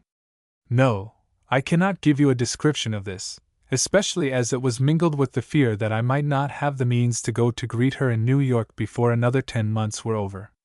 Day and night, night and day, she was in my mind, and from the time that I had a right to expect her arrival, I counted the hours from morning until noon, and from noon until night, when the telegraph office would be closed. At length, on the 18th of September, the dispatch came, not to me, but to my friend Mr. Mayo, bearing the words, "Tell Marie that she must calmly and quietly receive the news that our good mother sleeps at the bottom of the ocean, which serves as her monument and her grave." Mary, this is the most trying passage that I have to write in this sketch of my life, and you must not think me weak that tears blot the words as I write. My mother fell a victim to seasickness which brought on a violent hemorrhage that exhausted the sources of life. She died 3 weeks before the vessel reached the port, and my two sisters, the one 17 and the other 9 years of age, chose rather to have her lowered on the banks of Newfoundland than bring to us a corpse instead of the living. They were right, and the great ocean seems to me her fitting monument. Of course, upon the receipt of these tidings, I could remain no longer in Cleveland, but took my last money, and went to New York to stay for a while with my afflicted brother and sisters. The journey was very beneficial to me, for, without it, I should not have been able to go through my winter study. During my stay in New York, I often visited Dr. Elizabeth Blackwell, and learned that the little dispensary was closed because her practice prevented her from attending it regularly, but that, during my absence, she had been trying to interest some wealthy friends in the collection of money, to enable us, after my return in the spring, to commence again upon a little larger scale. To effect this, she proposed to hold a fair during the winter after my return, and we concluded that the first meeting for this purpose should be held during my visit in New York. She succeeded in calling together a few friends at her house, who determined to form a nucleus for a fair association for the purpose of raising money for the New York infirmary. I made a visit of a few days to Boston, and then returned again to Cleveland. The winter passed in very much the same manner as the first, with the difference that I spoke better English, and visited many friends whom I had made during the preceding year. In the spring of 1856, I graduated. Shortly after commencement, the dean of the college, Dr. Delamater, called upon me at the house of a friend with whom I was staying on a visit. A call from this venerable gentleman was a thing so unusual that numberless conjectures as to what this visit might mean flitted through my brain on my way to the parlor. He received me, as usual, paternally, wished me 1,000 blessings, and handed back to me the note for $120 payable in 2 years, which I had given for the lecture fees, telling me that, in the meeting of the faculty after graduating day, it was proposed by one of the professors to return the note to me as a gift, to which those present cheerfully gave a unanimous vote, adding their wishes for my success, and appointing Dr. Delamater as their delegate to inform me of the proceedings. This was a glorious beginning, for which I am more than thankful, and for which I was especially so at that time, when I had barely money enough to return to New York, with very small prospects of getting means wherewith to commence practice. The mention of this fact might be thought indiscreet by the faculty in Cleveland, were they still so organized as to admit women, which, I am sorry to say, is no longer the case, though they give as their reason that women at present have their own medical colleges, and consequently, have no longer need of theirs. Before I quit the subject of the Cleveland College, I must mention a fact, which may serve as an argument against the belief that the sexes cannot study together without exerting an injurious effect upon each other. During the last winter of my study, there was such emulation in respect to the graduating honors among the candidates for graduation, comprising 38 male and 4 female students, that all studied more closely than they had ever done before, the men not wishing to be excelled by the women, nor the women by the men, and one of the professors afterwards told me that whereas it was usually a difficult thing to decide upon the 3 best theses to be read publicly at the commencement, since all were more or less indifferently written, this year the theses were all so good that it was necessary, to avoid doing absolute injustice, to select 13 from which parts should be read. Does not this prove that the stimulus of the one sex upon the other would act rather favorably than otherwise upon the profession? And would not the very best tonic that could be given to the individual be to pique his amour propre by the danger of being excelled by one of the opposite sex? Is not this natural?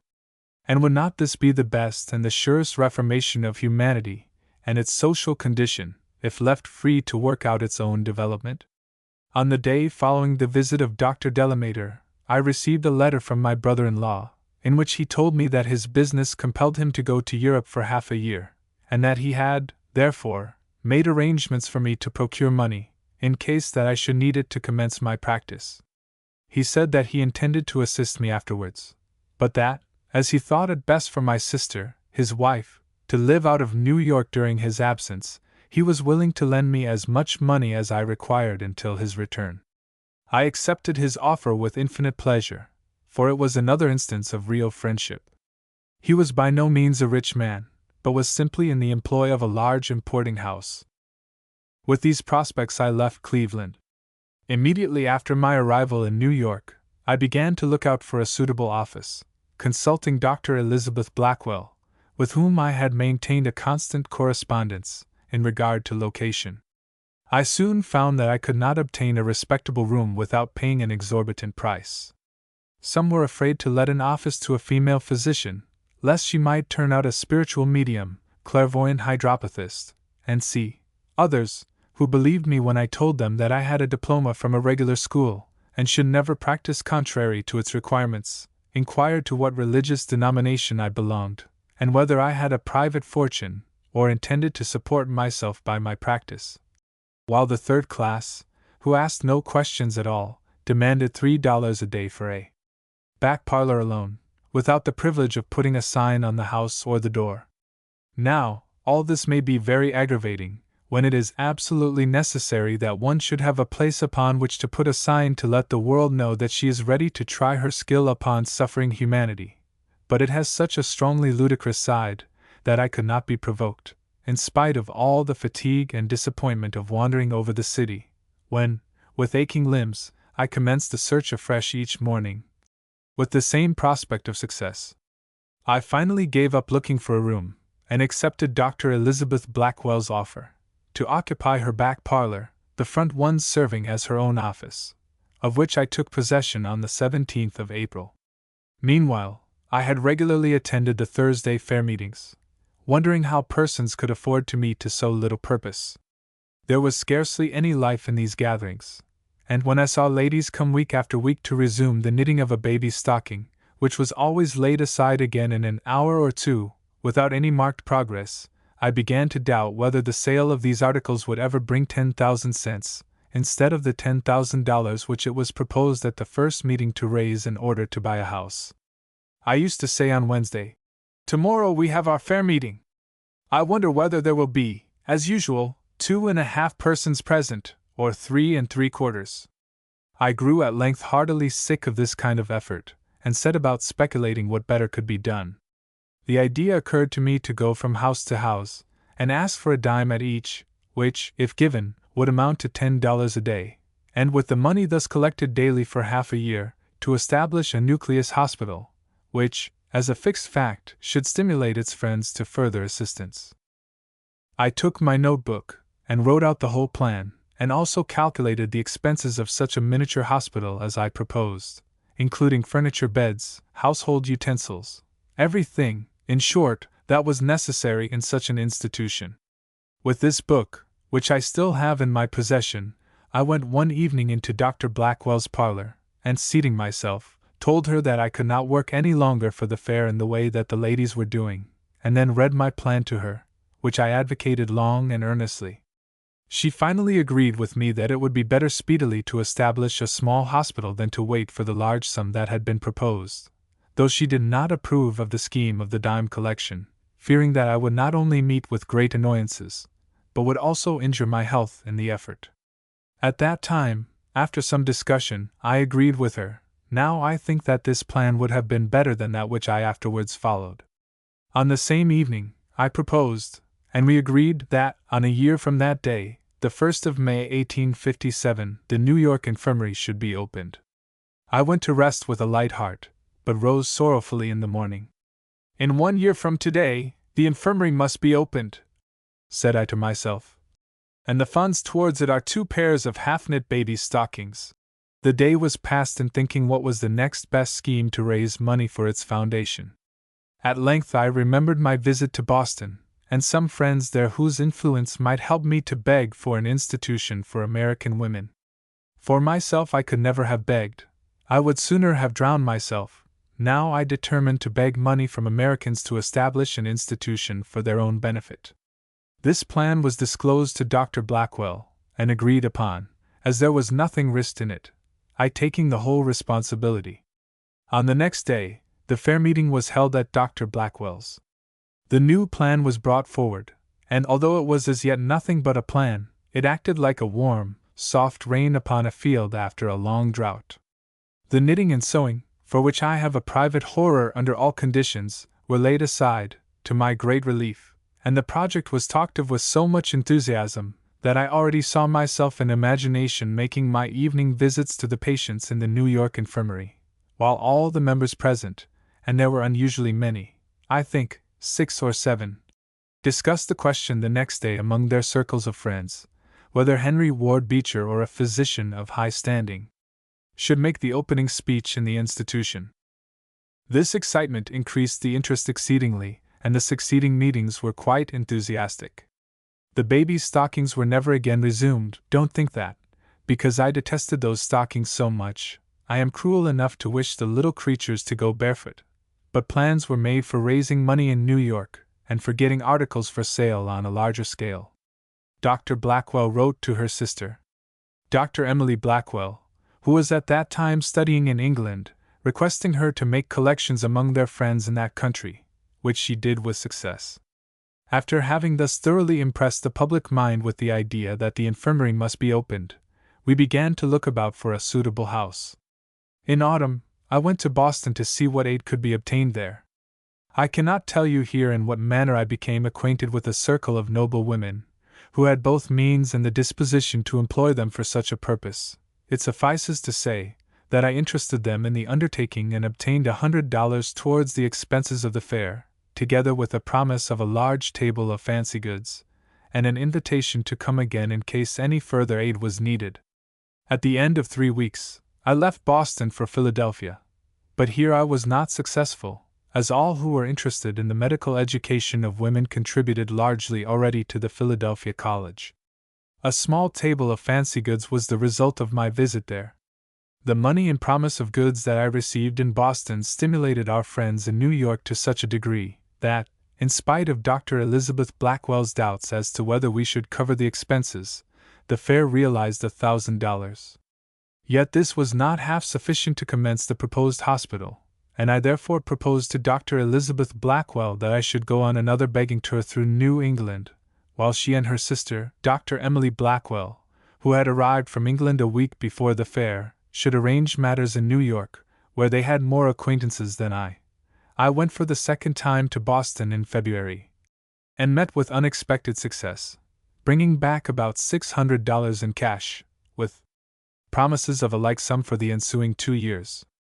I had represented our scheme as a 3 years' experiment. In the meantime, the Doctors Blackwell had hired a large, old-fashioned house, number 64, Bleecker Street, which we had looked at together, and which was very well suited to our purpose, devoting the rest of their time chiefly to endeavors to interest the legislature in our enterprise, the result of which was that, though nothing was granted us that spring, the next winter, when we could show our institution in operation, the usual dispensary grant was extended to us. On the 3d of April, I returned from Boston, and almost immediately went to work with some of our lady managers to order beds and to furnish the house and dispensary, and also to superintend the internal changes. After 5 weeks of hard work, I had the pleasure, on the 15th of May 1857, of listening in the wards of the New York Infirmary to the opening speeches delivered by the Rev. Henry Ward Beecher, Dr. Elder, and Rev. Dudley Ting. A few days afterwards, I admitted the first house patient and opened the dispensary, which I attended 2 days in the week, Doctors Elizabeth and Emily Blackwell taking charge of it for the remaining 4 days. I had offered 2 years' gratuitous services as my contribution to the infirmary, remaining there not only as resident physician, but also as superintendent of the household and general manager, and attending to my private practice during the afternoon. The institution grew rapidly, and the number of dispensary patients increased to such an extent that the time from 7 in the morning until 1 in the afternoon was wholly occupied in the examination of cases. In the 2nd year of the existence of the infirmary, the state of Dr. Elizabeth Blackwell's health compelled her to go to Europe, and for 9 months Dr. Emily Blackwell and I took charge of the business, which at this time was considerable, the attendance at the dispensary averaging 60 daily. During the course of this year, I received letters from some of the trustees of the New England Female Medical College in Boston, inquiring whether I were inclined to take charge of a hospital in connection with that institution. A consultation on the subject with Doctors Elizabeth and Emily Blackwell seemed to prove to us that by doing this, and helping the college to attain its objects, we could probably best aid the cause of the medical education of women. After hesitating for a long time what course to pursue, I went to Boston in the spring of 1859, in order to define in a public address my views and position in respect to the study of medicine. I found so great a desire prevailing for the elevation of the institution to the standard of the male medical colleges, and such enthusiasm in respect to the proposed hospital, that I concluded at once to leave the infirmary, Dr. Elizabeth Blackwell's absence having proved that it could be sustained by two, not only without loss, but with a steady increase, secured by the good done by its existence. Having fulfilled my promise of 2 years to the institution, on the 5th of June 1859, I left for Boston, where I am now striving to make the hospital department as useful as the New York infirmary is to the public and the students. Now, my dear Mary, you may think me very long in my story, especially in the latter part, of which you know much already, but I could not refrain from writing fully of this part of my life, which has been the object of all my undertakings, and for which I have borne trials and overcome difficulties which would have crushed 9 out of 10 in my position. I do not expect that this will be the end of my usefulness, but I do expect that I shall not have to write to you any more of my doings. It was simply in order that you, my friend, should understand me fully, and because you have so often expressed a wish to know my life before we met, that I finished this work. Now you have me externally and internally, past and present, and although there have been many influences besides which have made their impressions on my peculiar development, yet they are not of a nature to be spoken of as facts, as, for instance, your friendship for me. On looking back upon my past life, I may say that I am like a fine ship that, launched upon high seas, is tossed about by the winds and waves, and steered against contrary currents, until finally stranded upon the shore, where, from the materials, a small boat is built, just strong enough to reach the port into which it had expected to enter with proudly swelling sails. But this ambition is entirely gone, and I care now very little whether the people recognize what is in me or not, so long as the object for which I have lived becomes a reality. And now, my good friend, I must add one wish before I send these last few pages to you, namely, that I may be enabled some day to go with you to Berlin, to show you the scenes in which my childhood and youth were passed, and to teach you on the spot the difference between Europe and America. All other inducements to return have vanished. The death of my father during the last year severed the last tie that bound me to my native place. Nearly all the men who aided in promoting my wishes have passed away, and the only stimulus that now remains to revisit the home of my youth is the wish to wander about there with you, and perhaps 2 or 3 other of my American friends.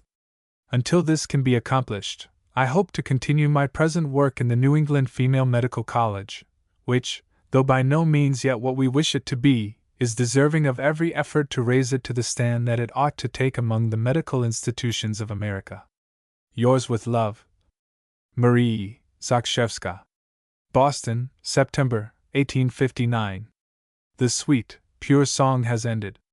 Happy she who has been permitted to set its clear, strong notes to music.